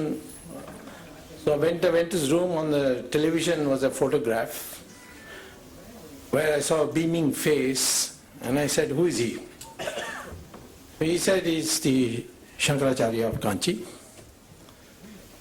But nothing more happened, but that image etched in my mind for some reason.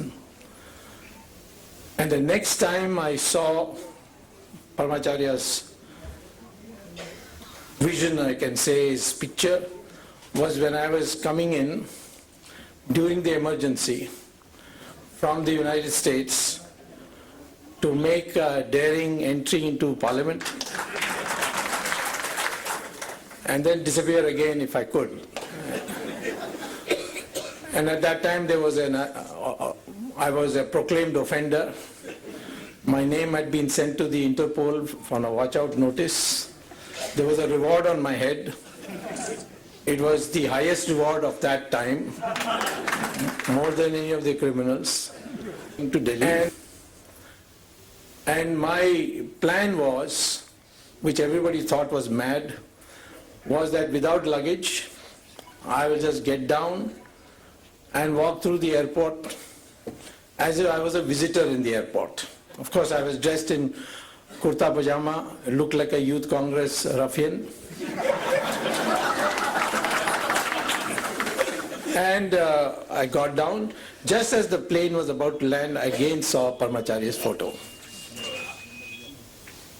And I walked in. It's unbelievable that such things can happen, but I just walked in. I walked into the immigration. The policeman was sitting there, the immigration officer looking there. I had my parliament pass with me. I just put it out. And they assumed I must be a congressman, so they all saluted me. And I went, took a taxi and went and registered in a hotel. After that, of course, after a few days, I went into Parliament and again disappeared and went back to the United States. But I made one resolve that I must one day go and see him as soon as the emergency is over. I had no idea emergency would get over so soon. But I made a decision. So when in 1977 the Janata had come to power, the Tamil Nadu elections up to the assembly took place after the parliament election. So I was on a tour and I was passing through near Kanchipuram and I saw a hut and lots of cars and people. So I asked my party people, what is going on here? He said, no, the Paramacharya is sitting here. He's not in his mud, but he's in this hut. So I said, oh, then let me go and see him. So I went there and he was sitting there, a lot of people were there. There was a well also between us and him. And I went and stood there and peeped there. He saw me, he suddenly got up, turned his back, went inside the hut and shut the door. So I said, obviously he doesn't like me. So let us go. So I moved on to go back to the car. Just as I reached the car, one of his people came running and said, Periva Kupadar. So I went back and he asked me in Tamil, உனக்கு யார் அதிகாரம் கொடுத்தா போறதுக்கு? So I told him, that time my Tamil was much worse than it is today. I told him, நீங்க உள்ள போயிட்டேன், கதவு மூடிட்டேன், பிடிக்காத நினைச்சு நான் கிளம்பிட்டேன். He said, no, அப்படி இல்லை, இது பார்க்கறது, இது தேடுறதுக்காக போனேன். He took a paper cutting. It was from a magazine called Dinamani Kadir. It was in Tamil. He said, can you, Tamil படிக்க தெரியுமா? I said, yeah, I can enough. So I read it, there was a photograph of me and there was a question, Subramanian Swami Tamilanar.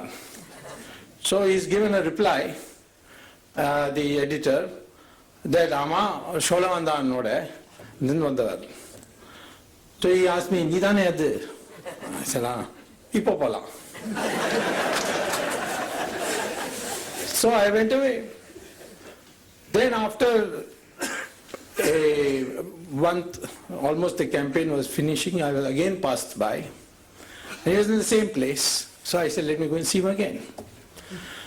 This time when I came, he asked everybody to leave. And then he started talking.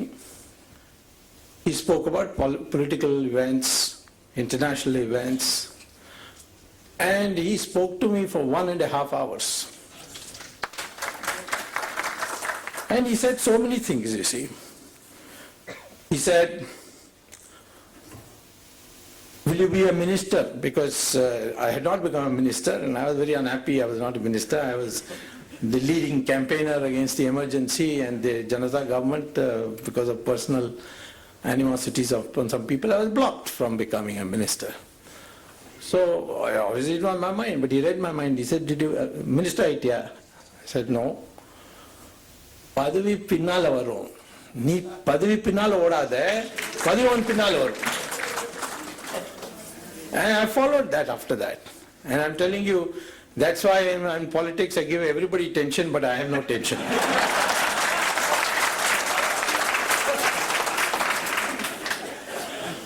Among the things he spoke to me about is, அரசியல்ல என்னத்தை மாத்தணும், பதவி இல்லை. So I looked puzzled, then he said, E.V. Ramaswamy Nayakar பேர் கேட்டிருக்கியா? I said, yes, நல்ல ஆள் இல்லைன்னு. இல்லை, தனியா எல்லாரோட மூளையும் மாத்திட்டார் அவர். எண்ணத்தை மாத்திட்டார். அப்படிதான் அரசியல்வாதி இருக்கணும். தனியா சுற்றப்பணம் பண்ணி அவர் எல்லாரோட எண்ணத்தையும் மாத்திட்டார். I said, but இந்த கோயிலெல்லாம் இடிக்கிறது, இந்த இதெல்லாம் பண்றதுன்னு. ஈரோடுல வந்து ஒரு கோயில் இருக்கு தெரியுமா கேட்டார்.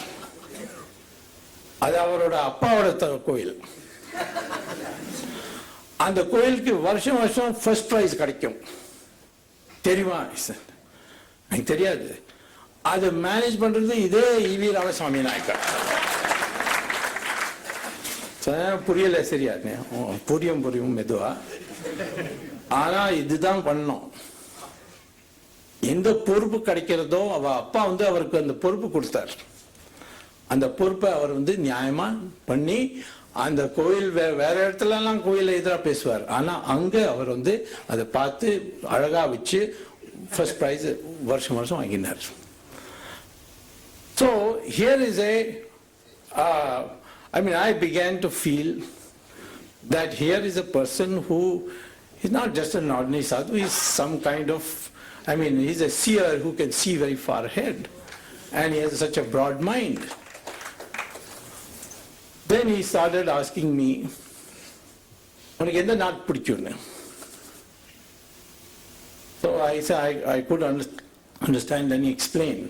Then I said, எனக்கு வந்து இன்ட்ரோடக்ஷன் வந்து அமெரிக்கா தான் இருக்கு. அமெரிக்கா இல்லை, உனக்கு இஸ்ரேல் அண்ட் சைனா, இந்த ரெண்டு நாட்டோட நம்மளோட அவ நண்பரா இருந்தால் நாட்டுக்கு பாதுகாப்பு இருக்கும். அமெரிக்கா சரி, ஆனா இந்த ரெண்டு நாட்டு தான். Now those days China was, we didn't even have diplomatic relations with them. And Israel, nobody wanted to take the name of Israel. So China was easy because I had studied China and knew Chinese. So I went to speak to Moraji. And Moraji was the most anti-Chinese of all. So I said, Moraji bhai, I think we should open up our relations with China. China, they have got all our territory. And how can we have anything to do with them? Let them return the territory first. I said, but we are going to talk for that. He said, what do we talk to them about? They won't even care for us. So I said, see, Russia and China are having a quarrel. Let us tell the Chinese we are non-aligned. If Russia and China have a quarrel, then we will not help either. So he said, who is going to tell? I said, you send your foreign minister. He said, no, you go first.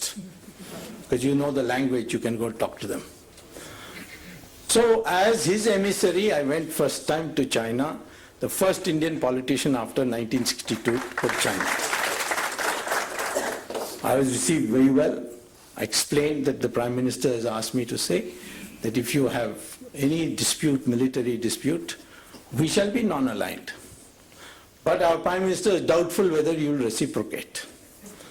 So they told me there, we will reciprocate by a public statement. So their topmost leader, Deng Xiaoping, flew to Nepal, which had good relations, and made a public statement that we know now there's a new government of India, and it's an independent government, and we are ready to open talks with them, including on the disputed territory between our two countries. Till that time they used to say it is our territory. For the first time they said disputed. So Moraji asked me, what did you go and do? Some black magic there? I told, what could I tell him? I told them, Paramacharya told me open relations, and I did it. Of course, Moraji had great regard for him. So relations began to improve.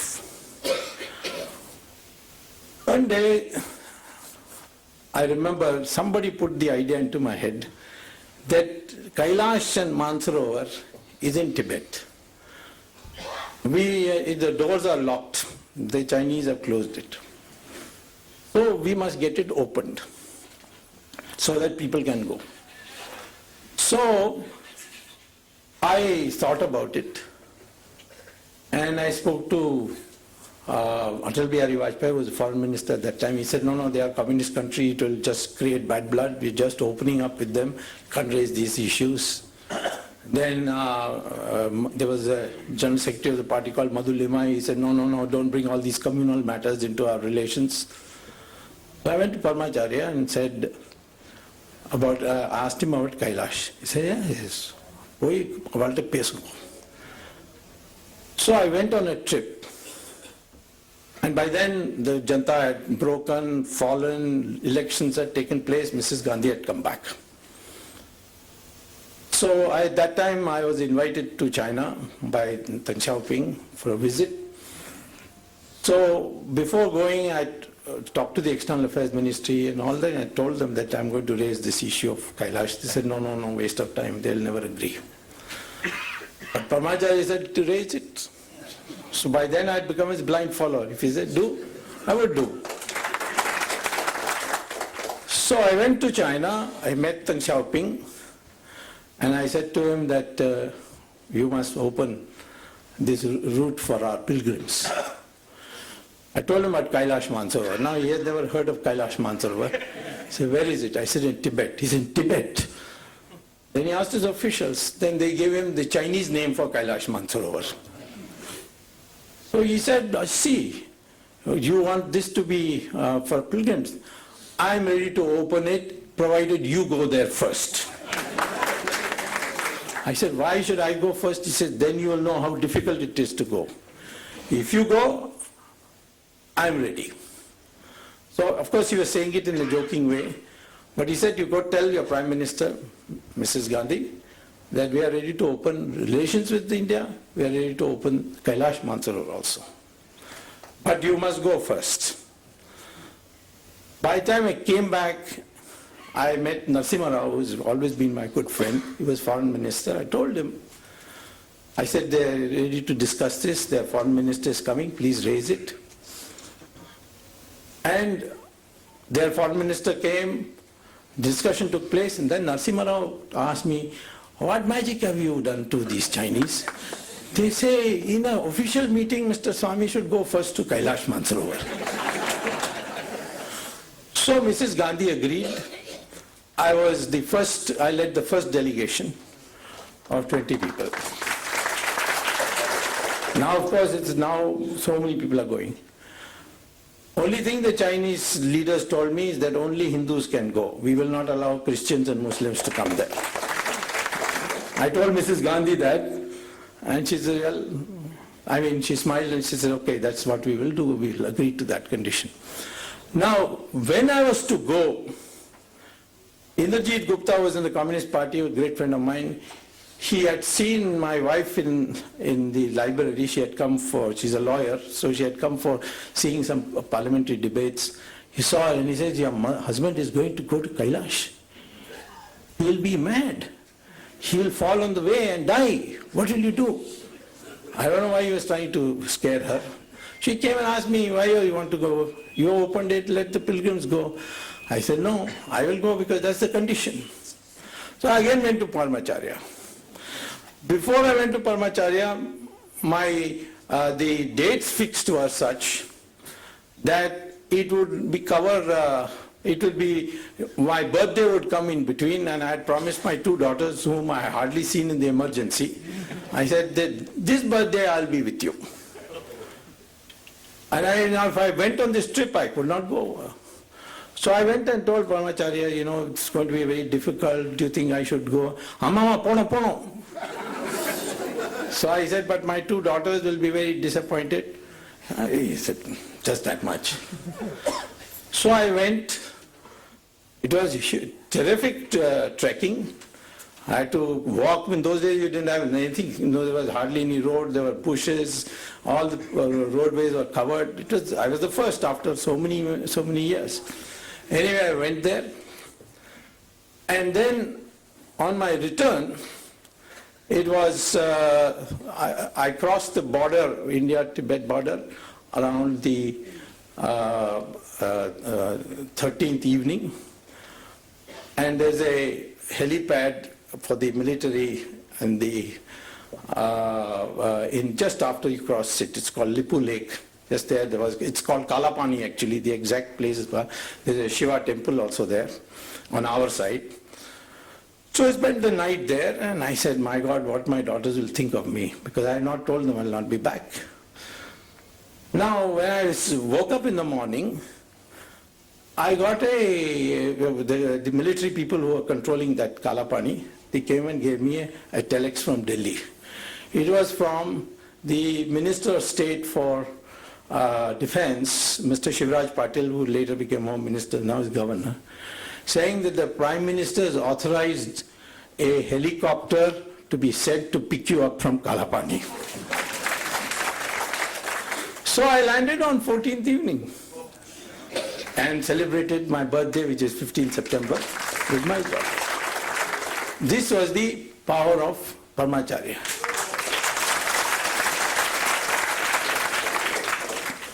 Then in 1988, I decided to go to Kachatibu because these fishermen were going on giving me petitions that the Sri Lankans are firing on us, they don't let us. The best prawns are available on the around the in that island, around that island. So they go fishing there, and then the Sri Lankans used to fire on them. So I said, okay, because it was part of our treaty when we gave Kachativu that the fishermen can fish there, dry their nets there, and there was a church also there, St. Anthony's.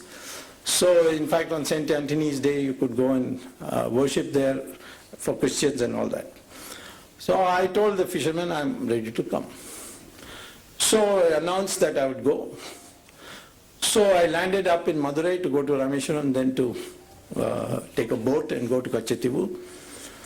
And when I landed in Madurai, the then DGP of Tamil Nadu Police, a man called Ravindran, called me up and he said, the Chief Minister has asked you to be arrested. So I said, arrested what? This is to prevent you from going there. There will be some Galata, the LTT people are very active there, they will kill you and all that. So I said, then how am I responsible? This is for, if they are responsible, do something to them. He said, no, we are putting you up in Tamil Nadu hotel and you can't leave it unless you promise to go back to Delhi. Otherwise you will be there. So I was put up there for 2 days. After that I was getting bored. So I finally phoned up the DGP and said, I'm ready to go back to Delhi. So he said, okay. And I said, what is this? I mean, Kachativu, your farmers, the fishermen are suffering. He said, this is, you know, how it is, the law of politics, and MGR is good friends with Prabhakar, and at that time he was. And therefore, you know, you can't go. So I came back and I was about 6 hours left. So I said, let me go to Kanchipuram and tell Paramacharya this. So I went to Paramacharya, I said, Kachativu Portka Vata, Ulla put in the jail putta. Then you never know na Delhi la poi Supreme Court la case podu. I said, arresting Tamil Nadu police and go to Supreme Court. But he has said it, so I went. I told my wife, who normally does all my drafting work, because she's a lawyer. I said, listen, I have to put a case against my arrest in the Supreme Court. She said, don't be crazy. You go to a magistrate in Madurai and file a case there, or a sessions judge, but you can't go to Supreme Court. They'll make fun of you, they'll put costs on you, so on. I said, Paramacharya said, so you draft. She said, I will be insulted. People will say, what kind of a lawyer you are? You allowed your husband to file such a ridiculous petition. So I said, you don't come. You file it, give it to me, and I'll go and argue. So anyway, she came, and when I sat in the court 15 minutes before the judge came, it was Justice Venkatramayya, all the other lawyers who know me, senior lawyers, he asked me, why you come? I said, MGR arrested me in Madurai, so I've come to challenge that. He said, you come to Supreme Court? They will rebuke you, the judges will put a fine on you. I mean, this is, total lack of respect for the Supreme Court. I said, I can't do it. I mean, I can't help it. I've decided to do it. Now in comes Venkatramayya and sits, and at that time the government Solicitor General was a man called Kuldeep Singh. He later became a judge himself. So he got up and said, Your Lordship, this petition is an insult to the Supreme Court. I mean, some arrest has taken place, he's coming straight to Supreme Court without even going to the magistrate there. So Venkatramaya says, Mr. Kuldeep Singh, why was he arrested? So Kuldeep Singh taken aback. Tomorrow you'll arrest all the Tamilians in Delhi and say, go back to Tamil Nadu. Now Kuldeep Singh couldn't understand. So he said, no, there was a danger to his life from LTT. He said, then arrest the LTT people. How you arrested him? So then Kuldeep Singh said, please give me 24 hours. I'll take instructions from the government and come back. Next day he came back and he said that I have been asked to convey by the Prime Minister, that time Rajiv Gandhi, that Mr. Swami can go and we will make arrangements. So I went back. I told Paramacharya that, I have been successful and all. He said, yes, go on, go. But I always used to see Paramacharya with my shirt on, so that Pujari and that man was standing next to him, said, Chattar Tungo. So Paramacharya said, hey, Bhadrama re, you are unmaliyu case poturar.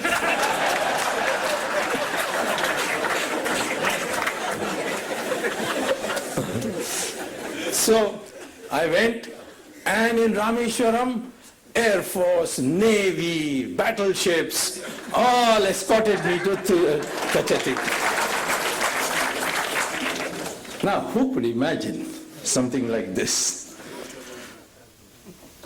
Now, one day, in 1990, I think, there was a big celebration in Kanchipuram, Paramacharya's birthday in May. And suddenly, I got a summons that I should come. So I went to Kanchipuram. And there, of course, I saw him, he didn't say anything. But then I was told by the people there that there's going to be a function where you and Rajiv Gandhi both will address the meeting. Now, naturally, Congressman, I was a great critic of the Congress. I knew Rajiv, but there was no friendship. I was surprised. So I went to that function later on, 2 days, 3 days later. Rajiv and I addressed the meeting. And as a consequence, we became extremely good friends. And obviously, Paramacharya had something in mind, because the VP Singh government was tottering and he wanted an alternative government. And that alternative government, with the help of Rajiv Gandhi, I got Chandrasekhar made Prime Minister and I myself became Minister. And the first economic reforms started, in fact, with Mr. Chandrasekhar's government, where I introduced it. Then Narasimha Rao became later. I became a member of his government, but not as a minister, because Narasimha Rao wanted me to join Congress, but Paramacharya didn't give me permission. Went away, went up. So therefore, I got the chairmanship of a GATT commission with cabinet rank, so that I could attend cabinet meetings, and I was very close to Narasimha Rao. I could never imagine that I will have friendship with anybody from the Nehru family. But Paramacharya arranged that also. In 1992, I saw some IAS officials in Delhi told me that there's been an acid attack on an IAS officer and you must do something. So I flew to Madras and I inquired. It was Chandralekha. So I found out she was I didn't know her, but I found out that she was in Apollo Hospital. So I knew Dr. P.C. Reddy. So through him I went and saw her. Her face was completely out of shape, and raw meat and all was on her face. So I asked Chandralekha at that time, what can I do for you? She said, well, I can't spend the rest of my life with this kind of face. So if you can arrange for a treatment. So I asked Dr. P.C. Reddy, is there any hope? He said, no, she has got nitric acid. There's no hope. And I have consulted some experts in London. And they say, no, there's no hope. Nitric acid? No. Sulfuric acid? Yes. So I don't know what to do, so I went to Parmacharya. I said, I met this lady, she's got this. I asked her, what would you like me to do? And she said, I want this treatment for my face. How am I going to do it? He said, next time you come here, you bring her also. But just now you go. Now that day I was having a dinner in Bombay. So I flew to Bombay, wondering how am I going to get a plastic surgeon, and they're all very expensive. How am I going to meet the fees of these people? They will always run in crores. Anyway, thinking I went for the dinner. It was a big dinner of influential people who wanted to meet me.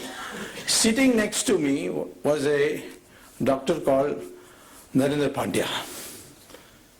He is one of the top 3 plastic surgeons of the world. Sitting next to me, he said, Dr. Swami, I have always wanted to meet you. I said, what do you do? He said, I am a plastic surgeon. So I said, really? Then I said, I've just seen a lady in Chennai who has got acid attack, and therefore her face is completely... So Narendra Pandya, I told him about the case, and I said that British doctors have said that's not possible. It's nitric acid. He said, so what? I will do it. I said, but you will charge me very heavy fees. Where am I going to afford it? He said, yes, my fees are quite high. So I asked him, can you give me an idea how much it is? He said, every time Chandrelekha comes here to the hospital, Jaslok Hospital, you will have to give me 15 minutes of your time. That's my fees. I said, why? He said, I go all over the world, I'm hardly in India. Everywhere people ask me about what's going on in India. So I want to give you to give me 15 minutes digest of all the news that's going on in India. And that I know is very high fees because your time is so valuable. I said, you don't need anything more? He said, no, I don't need anything more. And today I can say, those of you who see Chandrelekha, she, from a distance you can't even tell she had an acid attack.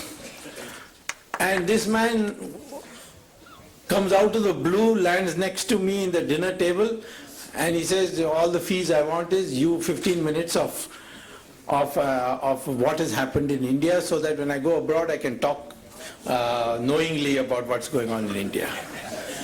This was the magic of a divinity. If there was a person who walked on this earth, at least I don't expect that we'll see for many, many years anyone like him, Parmacharya, because his depth of knowledge on everything. I mean, I have over 17 years met him so often. Sometimes he would call me. He will tell the mutts to go locate me where I am. And I would come, leaving everything, and then he will see me, unditiya, acha ni popola. I could never understand why. But sometimes once I remember, those days I didn't have any security, so I was going in a car to Bangalore, and I was near Vellore, when my car tire punctured, and it was 11 o'clock at night. And there was nothing to be seen, that means I would have to spend the night there.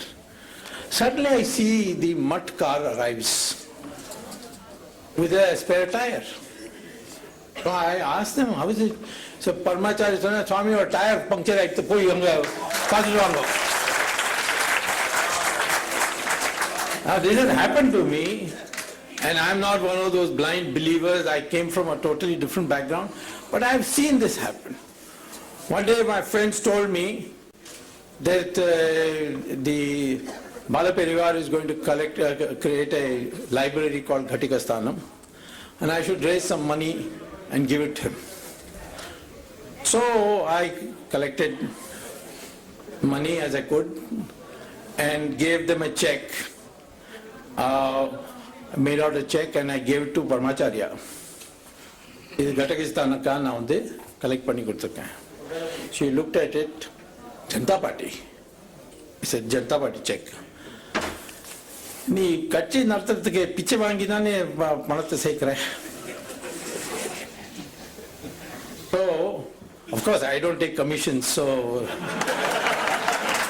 I ask people to give me small amounts. பிச்சை வாங்கிட்டு நீ எதுக்காக வந்து கொடுக்குற?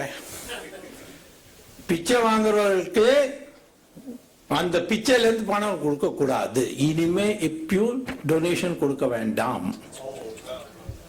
So after that I have never given donations, only asked people for giving me money.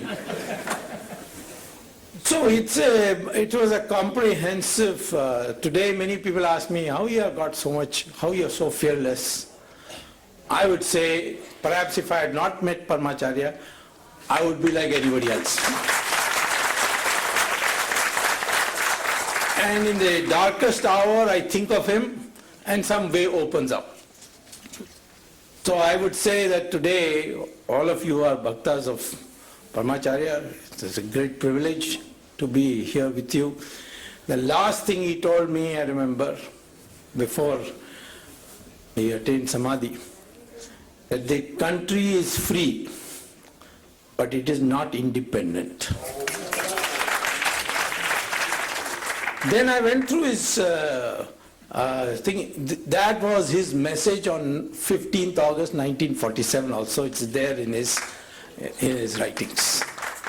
He had said in a message to the nation on 15th August 1947, we have attained freedom, but we have to now attain independence. And I think today the greatest contribution we can make to this country is to make it independent of all bondages. And that is the message. I feel totally, people ask me, how come you don't have any tension? Because I think of Parmacharya, he's taken my tension away. Whatever is to happen will happen. And this is the strength of Indian society. That all through history, whether it's the Vijayanagaram Empire, which had the Shringeri Acharya, or whether it's Shivaji, who had Swami Ramdas, all have been guided by spiritual leaders. And one message of all of them has been, and Parmacharya told me many times, that a society can be stable and happy if there is a harmonization between material prosperity and spiritual advancement. If you have spiritual advancement but no material progress, then that also won't survive. But if you have material prosperity without spiritual advancement, it will lead to greed and that society will be destroyed. Today when we see richest of the richest people from America coming to our sadhus and sannyasis, you see them in Sri Ravi Shankar's ashram or Swami Dayananda Saraswati's ashram, you see them all over. Why? Because in order to attain true happiness, we must be able to blend or harmonize material progress with spiritual advancement. That is the strength of India, that is its history, and that, in my opinion, is the bottom line message which I got from Sri Parmacharya. Namaskar.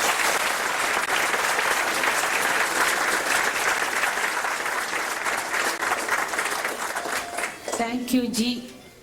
மடத்தில் தனது குருநாதருடைய ஆராதனை விழாவில் தன்னை முழுவதுமாக அர்ப்பணித்துக் கொண்டுள்ளார் காஞ்சி காமகோட்டி பீடம் ஸ்ரீ ஜெயேந்திர சரஸ்வதி சுவாமிகள் அவர்கள் நமக்காக தமது அருளுரையை வழங்குகிறார்கள். இதோ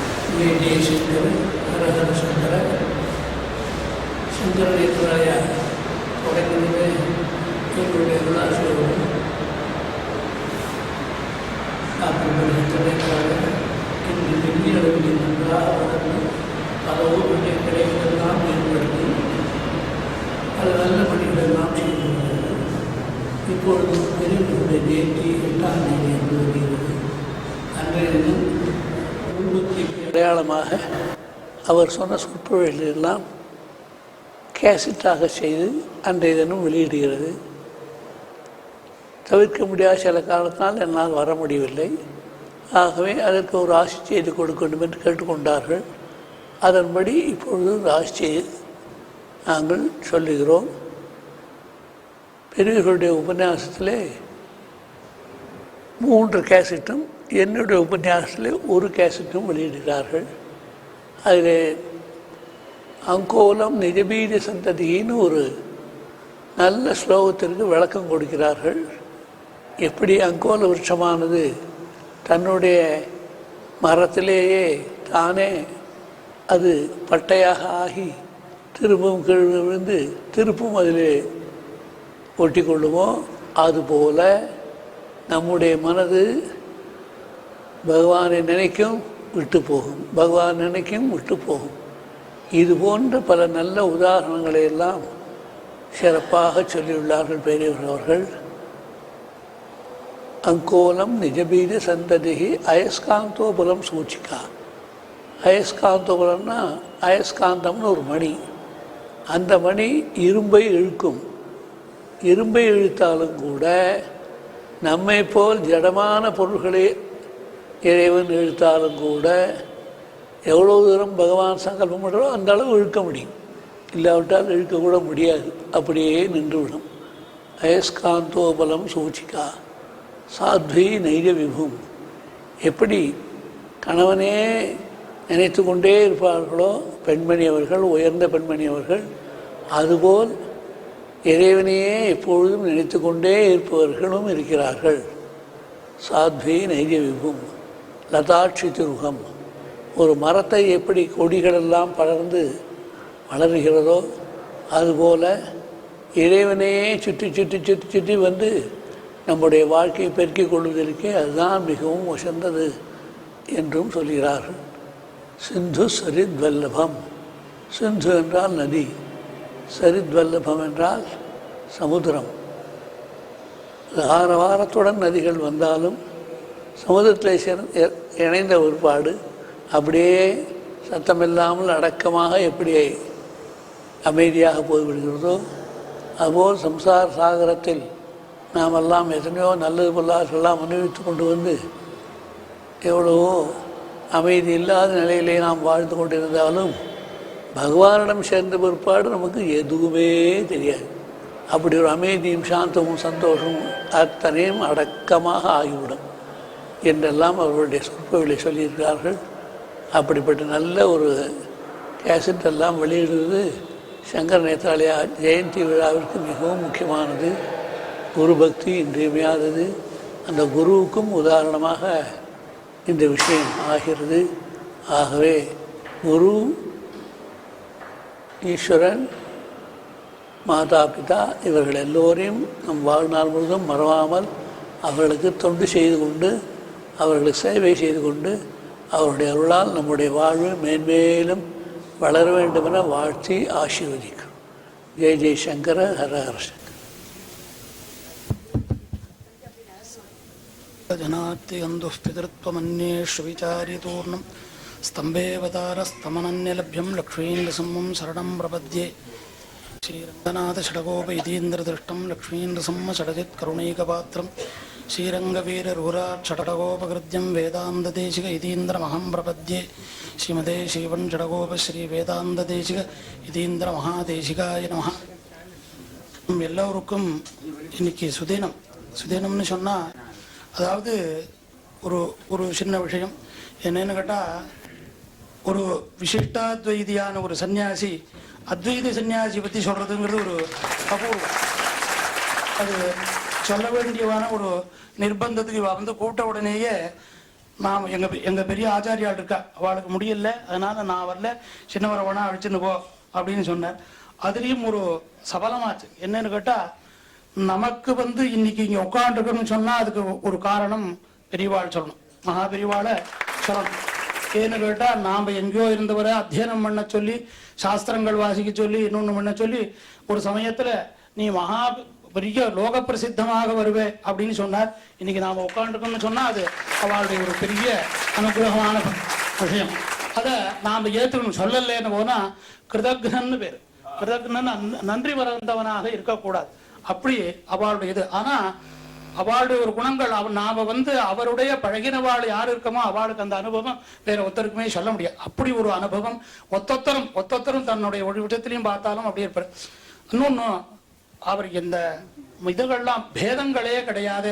எல்லா மனுஷால்ட்டையும் எல்லா இடத்துலையும் யாரை கேட்டாலும் என்னிடத்துலாம் பெரியவாளுக்கு ரொம்ப அபிமானம், என்னிடத்துல சொல்லுவாள் அப்படின்னு சொல்லுவார். அது மாதிரி ஒரு விஷயம் இன்னொருத்தர் என்னன்னு கேட்டா அவனுடைய வழிமுறைகள்ல மாறி இருக்கக்கூடாதுங்கிறதுல ரொம்ப கண்டிப்பாக இருந்தவர் பெரியவர். சுவாமிகள் எந்த விஷயத்திலையும் யாரும் தன்னுடைய விஷயத்துல தன்னுடைய ஒரு ஆச்சார வழிகளை பிடிக்கிறதுக்கு கடைபிடிக்காத இருக்கக்கூடாதுங்கிறதுல ரொம்ப கண்டிப்பாக இருந்தவர். அது மாதிரி நாம் அத்தியனம் பண்ற போது சிறு வயசுல 10 வயசுக்கு நாம் அத்தியனத்துக்கு போயிட்டோம். அத்தியனத்துக்கு போன போது கூட அவாவாளுடைய ஒரு வழிமுறைங்கிறதுக்கு சொல்றோம். நான் இன்னொருத்தர் பண்ணி செய்து சாப்பிடக்கூடாதுன்னு சொல்லி 10 வயசுல இருந்து நான் சமையல் பண்ணி சாப்பிட்டு படிக்கிறதுக்கு. அது மாதிரி ஒவ்வொரு விஷயத்திலையும் ஒவ்வொரு காரியத்திலையும் அது மாதிரி இன்னொருத்தர் நம்மளுடைய சுதர்மத்தை விடக்கூடாது அப்படிங்கிறதுலையும் அவளுடைய ஒரு பெரிய குணம். அதே மாதிரி அத்வைத சித்தின்னு மதுசூதன யதிகள்னு ஒருத்தர் பண்ணியிருக்க. அதுக்கு முன்ன இஷ்ட சித்தின்னு ஒரு ரொம்ப கடினமான கிரந்தம் அத்வைத கிரந்தம். அந்த கிரந்தத்தை பாடம் சொல்றதுக்கு கல்கத்தாவில் அனந்த கிருஷ்ண சாஸ்திரிகள்னு இருந்தார். ஆருக்கு மகாபெரிவாளுக்கு பாடம் சொல்றதுக்கு வச்சோம். மகாபெரிவாளுக்கு பாடம் கேட்கணும்னு எண்ணம். அது அனந்த கிருஷ்ண சாஸ்திரிகள்னு இருந்தார். அவரை கூப்பிட்டு பாடம் சொல்லுன்னு சொன்ன பெரியவாளுக்கு அதுல அபிப்பிராயம் குறைவு. என்ன கேட்ட அவர் நல்ல மகா வித்வான். அனந்த கிருஷ்ண சாஸ்திரிகள்ங்கிற மகா வித்வான். அவரை கூட்டி சொல்றவர். அவரை காட்டிலும் இந்த அத்வைத சித்தி பாடம் சொல்லக்கூடியவர் வைஷ்ணவர்ல ஒருத்தர் இருக்கார். அவர் கூட்டி சொல்லுமே அப்படின்னு கூப்பிட்டு. அது மாதிரி வைஷ்ணவர்ல உத்தமூர் சுவாமிகள்னு ஒருத்தர் இருந்தார். உத்தமூர் சுவாமி சன்னியாசிகள் இல்லை, அவர் கிரகஸ்தரா இருக்கக்கூடியவர். அவர் நல்ல பெரிய வித்வா அபிநவ தேசிகன்னே அவருக்கு அப்பட ஒரு கிரந்தங்கள்லாம் அப்படின்னு அவர் இந்த இஷ்ட சித்திங்கிற பாடத்தை சொல்லக்கூடியவர். அவரை நீங்க பாடம் சொல்லணும்னு பெரியவா கேட்ட உடனே அவர் என்ன சொன்னார், நாங்க சங்கர மடத்துக்கு வரமாட்டோம்னார். ஏன்னா அவளுடைய சம்பிரதாயத்துல விரோதம் என்ன, நாங்க அங்க வரமாட்டோம்னார். அப்படியா வேண்டாம், மடத்துக்கு பக்கத்துல ஒரு பெரிய கொட்டகா போட்டு 3 வருஷம் இந்த உத்தமூர் சுவாமிகள் போய் பெரியவாளுக்கு பாடம் சொல்லிட்டு இஷ்ட சித்தி. எதுக்கு சொல்ல வரணும்னா அவளுடைய சம்பிரதாயத்தை அவள் விடப்படாது. அதே மாதிரி கும்பகோணத்துல பால்யத்துல பெரியவாளுடைய பால்யத்துல இருக்கிற போது அங்க பாடம் சொல்லி கொடுத்தவர் வாஜபேயம் சுவாமின்னு. வாஜபேயம் சுவாமி கும்பகோணத்துல நிறைய யாகம் பண்ணவாள் நிறைய பேர் இருந்தா. அந்த இடத்துல யாகம் பண்ணினவாள் அங்க இருந்தவர். அவர் இருக்கிற போது என்ன பண்ணுக்கிட்டா, அதாவது யாருக்கு என்ன இதுக்கோ அந்த மதிப்பு கொடுக்கணுங்கிறதையும் நாம ஒவ்வொரு தெய்வத்தின் குரல்ல இதெல்லாம் எல்லாம் சொல்லியிருக்கலாம். இது அவளுடைய அனுபவத்தை நமக்கு பக்கத்துல இருந்து அனுபவிக்கிறது நிச்சயம் நாம் அனுபவிச்சவன். ஏன்னு கேட்டா அதுல ஒரு 65 இருந்து பெரியவாள் சித்தியார வரியந்தம் என்னுடைய 10வது வயசுல இருந்து அவளுடைய அனுபவம் என்கிட்ட அப்படி ஒரு இது. அப்ப சொன்ன மாதிரி வாஜபேய சுவாமின்னு பாடம் சொல்லுவார். அவருக்கு பலகா போட்டு உட்காந்து சொல்லிட்டு தான் கீழே உட்காந்து பாடம் சொல்லுவாள். ஏன்னு கேட்டா அந்த இடத்துல குருங்கிறவனுக்கு மரியாதை கொடுக்கணும். தான் சன்னியாசம்ங்கிறது இருக்கலாம், இருந்தாலும் கூட அந்த இடத்துல அவ வாஜபேயம் யாகம் பண்ணினவர், அவருக்கு அந்த மரியாதை கொடுக்கணும்னு. அதுல வைஷ்ணவர்களோட பேதம் கிடையாது. அந்த மாதிரி அவளுக்கு ஒரு பேதம் கிடையாது. நாம ஒரு சின்ன விடயத்துல மட்டும் பெரியவாளை பத்தி சொல்லிட்டு இந்த அனுகிரகம் அவளுடைய அனுகிரகம் இத்தனை பேருக்கும் கிடைக்கணும். இந்த மாதிரி அவளுடைய அனுகிரகம் கிடைக்கிறதுக்கு நாம அவள்கிட்ட இருந்தோம்னா அது பெரிய புண்ணியம். அவள் இருக்கிறதுனால அவளை தரிசனம் பண்ணமோ பண்ணலையோனாலும் கூட அவள் இருந்த காலத்துல நாம இருந்தோம்னு சொன்னா அது நமக்கு ஒரு பெருமை, ரொம்ப பெருமை. அதை நாம ஒத்தொத்தனும் நினைச்சு பார்க்கணும். பெரியவாள் இருக்கிற காலத்துல அவர் பத்திரிக்கை அவருக்கு பக்கத்திலேயே பெரியவாள்கிட்ட பழக்கம் இருந்தது. பாஸ்கரன் அவருக்கு கிட்ட பெரியவாளுக்கு எத்தனையோ போயிருக்கணும் இருந்தார். ஆனால் நாம அவளோட இவாளை காட்டிலும் நாம அவ இருக்கிற காலத்துல இருந்தோம்னு நினைக்கிறதே பெரிய புண்ணியம். அப்படி இருக்கிற போது நாம அத்தியனம் பண்ணி ஒரு காலத்துல கொஞ்சம் இன்னைக்கு நாம மகா ஒரு பிரசித்தமான ஒரு சன்னியாசியா ஒரு பெரிய மடாதிபதியாக வரணுங்கிற அவளுடைய ஒரு எண்ணத்தினால ஒரு சின்ன விடயம் பெரியவாள் நம்ம சொன்னதை மட்டும் சொல்லி பெரியவாளுடைய அனுகிரகம் எல்லாருக்கும் இருக்குங்கிறது சொல்றோம். 78ல நாம் அத்தியனம் பண்ணி முடிச்சு வேதவாட்சியம் சாஸ்திரங்கள்லாம் வாசிச்சிட்டோம். அந்த நாள்ல வருமானங்கள் ரொம்ப குறைச்சு படிக்க பெரிய குடும்பத்தினால காப்பாற்றணும், வெளிநாடு போகலாம்ங்கிற உத்தேசம் பண்ணி ஒரு ஏற்பாடு பண்ணியிருந்தோம். அக்டோபர் மாதம் 30ஆம் தேதி நான் புறட்டு போகிறதுக்கோசரம் ஏற்பாடு பண்ணியிருந்தோம். 25ஆம் தேதி வரலும் என்னை அழிச்சுன்னு போறவருக்கும் எனக்கும் தவிர வேற யாருக்கும் தெரியாது. 25ஆம் தேதி நான் போய் எங்க ஊர்ல எங்க தகப்பநாட்டு மாதிரி போகலாம்னு நினைக்கிறேன் அப்படின்னு பெரியவாள்கிட்ட கேட்டியா அப்படின்னு அவ கேட்டேன். அவட்ட கேட்டா போகக்கூடாதுன்னு சொல்லுவா. நான் போகலை. அவள் அப்படின்னா போகாது இருக்கணும்னு நீ எனக்கு தெரியாதுன்னு சொல்லிட்டார். ஏன்னா ஒரு சம்சாரத்தினுடைய பணம் வேணுங்கிற நிர்பந்தம், அதனால அவர் வேண்டாம்னு சொல்லலை, வேணும்னு சொல்லலை. ராத்திரி நான் படுத்துட்டு இருக்கேன். படுத்துட்டு இருக்கிற போது ஒரு 2 மணி 3 மணி இருக்கும். தூக்கம் இல்லை முழிப்பும் இல்லாத ஒரு அவஸ்தை. அப்போ என்னை விட்டுட்டு நீ போகணும்னு நினைக்கிறியா அப்படின்னு சுவாமிகள் என்ன கேட்டேன். ஒப்பனத்துல மறுநாள் காத்தால சரி நாம போறதுதான் போறதுக்கு முன்ன சுவாமிகளை தரிசனம் பண்ணிட்டு போவோம். ஏன்னா நம்ம இன்னைக்கு மெனுக்கு அவாளால வந்திருக்கோம் அப்படின்ட்டு இங்கேருந்து வனசங்கரிங்கிற இடத்துல பதாமி பக்கத்துல ஒரு குக்கிராமம் வனசங்கரிங்கிற கிராமத்துல விரிவாள் கேம்ப். திருப்பி 2வது சஞ்சாரம் போய் அங்கெல்லாம் சஞ்சாரம் போன இடத்துல கேம்ப். அங்க போய் சாயங்காலம் 4:30 மணிக்கு போயிருக்கேங்க. போன உடனே என்ன ஒன்னா காத்தாலே நீங்க பெரியவா மௌனம் பேசவே இல்லை அப்படின்னு சொல்லியிருந்தான். சரி போறதான் போறோம், 28 தேதி ஆச்சு, மறுநாள் 30ஆம் தேதி கிளம்பணும். சரி போய் பெரியவாளை தரிசனம் பண்ணிட்டு போறோம்னு போய் ஸ்நானம் பண்ணிட்டு குளிச்சுட்டு கூட அங்கே இருந்து வந்து பெரியவாள்கிட்ட கைங்கரியம் பண்றவர் அந்த பெரியவா உத்தரவாதத்தை உரை சொல்றாரு அப்படின்னு கேட்டார். இங்க இருந்து போனோம். மகான்கள் திருக்கால ஞானமும் தெரிஞ்ச வாழ்க்கைக்கு இது அனுபவிச்சு வாழ்க்கிறோம். ஏது போய் நமஸ்காரம் பண்றோம். பண்ணின உடனே எப்ப கிளம்ப போறேன்னு என்ன கேட்டார். வேற ஒன்றும் கேட்கல, எப்ப கிளம்ப போறேன். தெளிவா எப்ப உத்தரவு பண்றாலோ இப்ப கிளம்புறேன் அப்படின்னு நான் சொன்னேன். சொன்ன உடனே திருப்பி உடனே எப்ப கிளம்ப போறேன் திருப்பி 2ஆம் தரம் கேட்டார். அதுக்கு இதே பதில் திருப்பி பெரியவா உத்தரவு பண்ணுவது. இங்கே இருந்து போறது கேட்கல, ஏதோ ஒரு ஏற்பாடு பண்ணிருக்கே அது எப்ப போறேன் அப்படின்னு. நிஜமாவே மகான்கள் இதுதான் நமக்கு. இல்ல நான் ஒண்ணும் சொல்லாத ஒண்ணும் இல்லையே. இல்ல நீ எதுக்கு இங்க வந்தேன்னு நான் சொல்றேன் அப்படின்னு என்னோட கூட இருந்து அனுபவிச்ச மாதிரி அப்படி அனுபவம், அவளுடைய அனுபவம், அவளுடைய அனுகிரகம். நீ வந்து ஜெர்மன் போறதுக்கு ஏற்பாடு பண்ணிருக்க.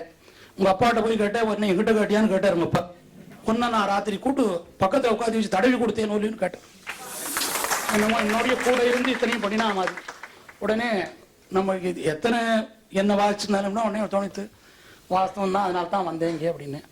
உனக்கு அப்போ எனக்கு சொல்லி கொடுத்தது நம்மளுடைய ஆச்சாரத்தையும் தர்மத்தையும் விட்டு நீ இவ்வளவு ஆச்சாரமா இதுவா இருக்கிற போது இதை விட்டு நீ அங்க போய் சம்பாதிச்சு பணம் தான் நமக்கு முக்கியமா, உன்னுடைய சுதர்மம் முக்கியம் இல்லையா அப்படின்னு கேட்டார். பதில் சொல்ல தெரியல. ஏன்னா அப்போ நம்மளுடைய அஜ்ஞானம் பணத்தினுடைய அபிமானம் வேணும்னு தோணித்து. அப்போ பணத்தை தேடிண்டு நீ போகக்கூடாது, பணம் உன்னை தேடிண்டு வரணும். நீ எங்கேயும் போக வேண்டாம், என்னோடய நீ இரு. உனக்கு வந்து எல்லாம் பெருமாள் கொடுப்பார். நீ பெரிய வித்வானா வருவே. பெரிய ஒரு மகான்களுடைய வாயிலால ஒரு வார்த்தை வந்ததுன்னா அந்த வார்த்தை நிச்சயம் சத்தியம். அப்ப சொன்னாவா எவ்வளவோ அவளை மாதிரி படிச்சவாளோ வாய்ச்சவாளோ ஒருத்தரும் கிடையாது. இந்த வார்த்தை சத்தியமான வார்த்தை, பெரியவாள் சொன்ன வார்த்தை. எனக்கு சாப்பிட்டு வயசாச்சு, நீ படிச்சு வயசாச்சுன்னு உன்னை எல்லாரும் சொல்லணும் அப்படின்னு சொல்லிட்டு ஒரு சபையில இவன் நல்ல வித்வான் அப்படின்னு பெரியவாள் வாயால நம்ம வித்வான்னு சொல்ல முடியுமாக நாம நடந்துடும். அப்ப சொல்லிட்டு நீ போவாண்டாம். போகாத இருந்தேன். எனக்கு பதிலாக இன்னொருத்தர் போனார். அவர் போனவர் வேற ஏதோ வழி மாறிப்படுத்து. இந்த வழி மாறாத இருக்கணும், திருத்தி பணிகள். ஏன்னா பகவான் என்ன பண்ணுவான்னு கேட்டா, தப்பு பண்றவன திருத்தி தனக்கு தன் வழியப்படுத்துவன். அந்த மாதிரி யாராரு எப்படி இருக்காளோ அவளை திருத்தி தன் வழிக்கு கொண்டு வரணும். முதல்ல சொல்ல மாட்டார். இப்போ அவர் சொல்லுவாரு வந்து இப்போ சுப்பிரமணிய சுவாமி சொன்ன மாதிரி வந்த உடனே நீ யாரையும் போயிட்டு வந்து போன திருப்பி கூப்பிட்டான்னு முதல்ல கூட்டு விசாரிச்சு மாட்டார். அப்படி அவளை கூட்டு திருத்தி படிகொண்டு அப்படி தனக்கு ஒரு அனுகிரகம் பண்ணணும்னு பண்ண. அந்த மாதிரி மகான்களுடைய ஒரு அனுகிரகமும் அது பேதம் இல்லாத வைஷ்ணவாள் ஸ்மார்த்தாள் இன்னொருத்தருங்கிற பேதம் இல்லாதையும் நம்மளுடைய அனுகிரகத்தை பண்றதுக்கோசனம் அவள் நமக்கு ஜீவிச்சிருந்தா. இப்பவும் சொல்ற மாதிரி அந்த ஸ்தூல சரீரம் தான் போச்சே தவிர சூட்சமான சரீரம் இருந்துட்டு நம்ம இத்தனை பேருக்கும் அனுகிரகம் பண்ணிட்டு தான் இருக்கு. அந்த அனுகிரகத்தினுடைய விசேஷத்தினாலதான் நாமல் இன்னைக்கு ஜீவிச்சிருக்கோம். எத்தனையோ காரியங்கள் நடக்கிறதுன்னு சொன்னா ஒரு மகான்களுடைய ஆசீர்வாதங்களோ மகான்களுடைய அனுகிரகமோ இல்லாத போனா எந்த ஒரு காரியமும் நடக்காது. அதுல இப்ப கலியுகத்துல நாம பிரத்யட்சமாக நாம பார்த்து எங்க சுவாமிகள் எனக்கு ஆச்சாரியன் ஆரோ 44வது சுவாமிகள் சொல்ற விளக்கம் டே அது வந்து அத்வைத சன்னியாசின்னு சொல்ல. அதுக்கு ஏதோ ஒரு சக்தி இருக்கடா, அது வழக்கம். ரொம்ப பரிபாஷையா பேசினா என்ன சொன்னதுன்னு கேட்போம். என்ன சொன்னகள்னு கேட்டா அது மரியாதை குறைவு. என்ன சொன்னதுன்னு என்ன அதாவது சொல்றதுங்கிறத சாதிக்கிறதுன்னு சொல்லுவோம். என்ன சாதிச்சதுன்னு கேட்போம். அப்படின்னா அந்த நபும்சலிங்கமான சப்தம் அது. அந்த நபும்சலிங்கமான சப்தம் சொல்லணும்னா பூஜ்யமா அப்படி சொல்றதுன்னா வழக்கம்.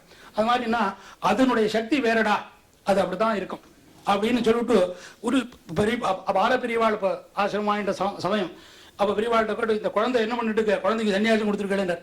பெரியவாளுடைய அனுகிரகம் நீங்களே கிளம்புன்னு எங்க சுவாமிகள்கிட்ட நீ என்ன பண்ற, இது மாதிரி வரணும், நீ இத மாதிரி லோக அனுகிரகம் பண்ணணும் அப்படின்னு சொன்ன. அப்படி ஒரு மகான்களுடைய ஒரு ஸ்மரண தினம் இன்னைக்கு. அவளுடைய இது போனதுக்கு அப்புறம் நாம் மடத்துல பெரியவாள் இருக்கிறவங்களும் போனோம்.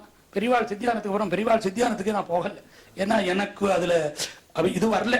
எனக்கு அவள் இருந்து இன்னும் இருக்க மாதிரியாவே அப்படியே என்னுடைய எண்ணம் இருந்தது. இதுவெல்லாம் என்னோட பல விஷயங்கள்லையும் நமக்கு அனுகிரகத்தை பண்ணிட்டு தான் இருந்தா.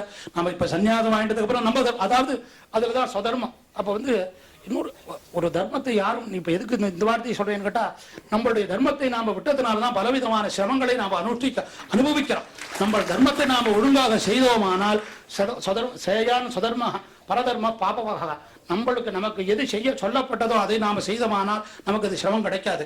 நாம இல்லாதது வேற ஏதாவது செய்தோமானால் அதனால விபரீதமான பலன்கள் நிச்சயம் கிடைக்கும்ங்கிறதுக்கு அனுபவம். நாம் வைஷ்ணவ சம்பிரதாயத்துல இதர அதாவது எங்களுக்கு இப்ப சிகா யஜ்யோபவீதம் பூணலும் உண்டு, தலையில குடிமையும் உண்டு. அந்த மாதிரி இல்லாத சன்னியாசிகளை பார்த்தா ஸ்நானம் பண்ணணும்னு சாஸ்திரம். எங்களுக்கு சம்பிரதாய விஷயம். என்ன ஒரு தடவை கூட்டு நீ எனக்கு நமஸ்காரம் பண்ணலாமான்னு கேட்டேன். நான் பெரியவாட்ட போய் சொல்ல முடியாதுன்னு சொல்லு மீனர் பண்ணக்கூடாதுன்னு. ஏன் பண்ணக்கூடாதுன்னு கேட்டேன். மாதிரி இது மாதிரி சிகா யஜ்யோபவீதம் இல்லை பண்ணக்கூடாது, அதனால சாஸ்திரம் மட்டும் இருக்குன்னு. அப்படின்னா பண்ணினா என்ன பண்ணணும், அதுக்கு பார்த்துட்டா என்ன பண்ணணும் அப்படின்னு கேட்டேன். சஜையில ஸ்நானம் ஆச்சரியாது, கட்டின துணியோட ஸ்நானம் பண்ணணும்னு இருக்குன்னு. அதுக்குள்ள பெரிய சதசு நடக்கிறது. சாதாரண இடத்துல கேட்கல, ஒரு 200 வித்வான்கள் இருக்கார். நாம சதசுக்கு போயிருக்கோம். சதசுல வாக்கிய சந்திரபாகா நதிக்கரையில பண்டரிபுரத்துல நடக்கிறது கேட்டுட்டு இருக்கேன். அப்ப அவள்லாம் சொல்றா, சச்சா என்ன பெரியவாட்டு போனான்னு பேசாது அப்படின்னு என்ன சொன்னேன். என்ன சொன்னோன்னே பெரியவா சொன்ன வார்த்தை, அவனுடைய சாஸ்திரத்தை அவனுடைய சம்பிரதாயத்தை அவன் தெரிஞ்சுருக்கானா கேட்க, நீங்களாம் வாய் மூண்டு இருக்கணும். அவனுடைய சம்பிரதாயம் அவன் தெரிஞ்சுட்டு இருக்கானா, அதுபடி நடக்கடானான்னு. அந்த மாதிரி நம்மளுடைய தர்மத்தை நாம அனுஷ்டிச்சோம்னா அதுதான் நாம பெரியவாளுக்கு செய்கிற கிருதஜதையானதா தவிர நாம நம்மளுடைய தர்மத்தை விட்டு இன்னொரு தர்மத்தை பண்ணினோம்னா அது அவளுக்கு செய்கிற ஒரு மனசு வருத்தம் ஏற்படக்கூடிய காரியம். அது இல்லாத பெரியவாளுடைய அனுகிரகம் நமக்கு இத்தனை பேருக்கும் கிடைக்கிறதுன்னா, இத்தனை பேரும் அவளுடைய அனுகிரகத்தை விட்டு நிறைய க்ஷேமமாக இருக்கணும். அவளுடைய அனுகிரகத்தில் இது மாதிரி பல விஷயம் நம்ம அனுபவத்தை சொல்லிட்டே தான் நாழி ஆயிடும். நமக்கு அனுஷ்டான காலங்கள் நாழி ஆயிரத்தினால சொல்றோம். பெரியவாளுடைய பழகினவாள் அத்தனை பேருக்குமே பெரியவாளுடைய அனுகிரகம். இப்ப அந்த தெய்வத்தின் குரல் ஒவ்வொரு விஷயமே சின்ன விஷயம் கூட ரொம்ப அபூர்வமான விஷயம். இனிமே அது மாதிரி சொல்றவாள் இருக்காளான்னு கூட கேட்டா கிடைக்காது. அதை நம்ம எல்லாரும் வாங்கி நித்தியம் போட்டு மேற்கொண்டு நம்ம கீழ் சந்ததிகளுக்கெல்லாம் அவளுடைய அனுகிரகம் கிடைக்கணும்னா இதை நம்ம போட்டு கேட்க சொல்லி அந்த குழந்தைகளுக்கும் நல்ல புத்திகளை கொடுத்து நல்ல வர முடியுமாக நாம எல்லாரும் பண்ண முடியுமானோ அவளுடைய இதுலையும் நம்மளுடைய சிறப்பையும் பிரமாண்டத்திலும் பிரார்த்தனை பண்ணிக்கிறோம்.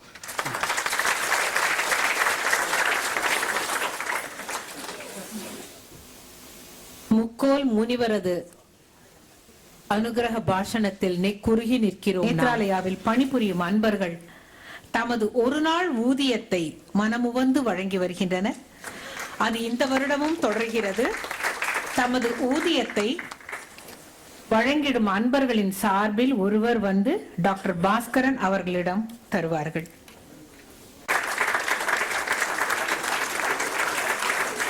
சுவாமிகளுக்கு மங்கள ஆரத்தி. அமர்ந்தபடியே அனைவரும் இறை அருளை பெறுவோம்.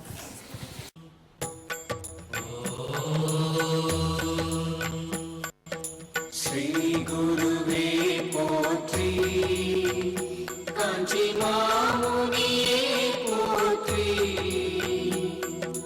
நானிலம் போற்ற வாழும், நானிலம் போற்ற வாழும் ஜகத்குருவே போற்றி, எங்கள் ஜகத்குருவே போற்றி.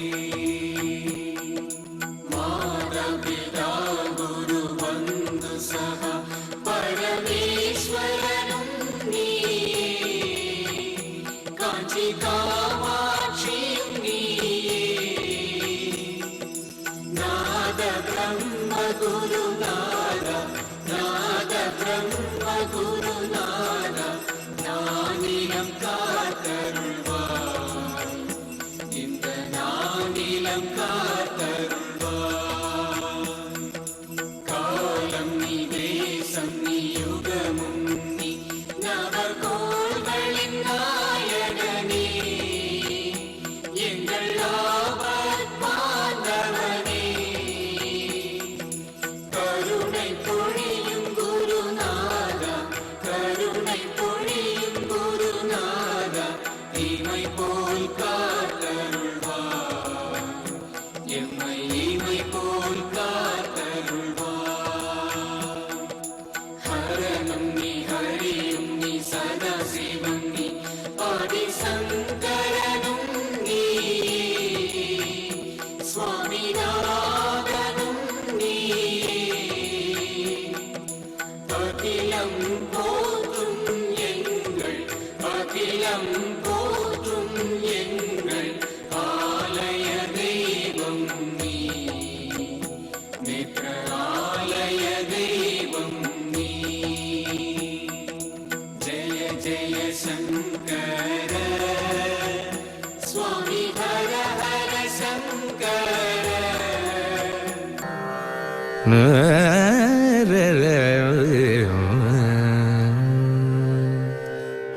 காலடியில் வந்துதித்தான்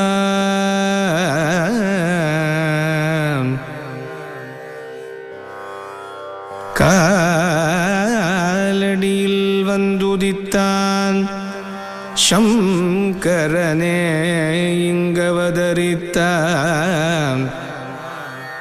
காலடியில் வந்துதித்தான் சங்கரனே இங்கவதரித்தான்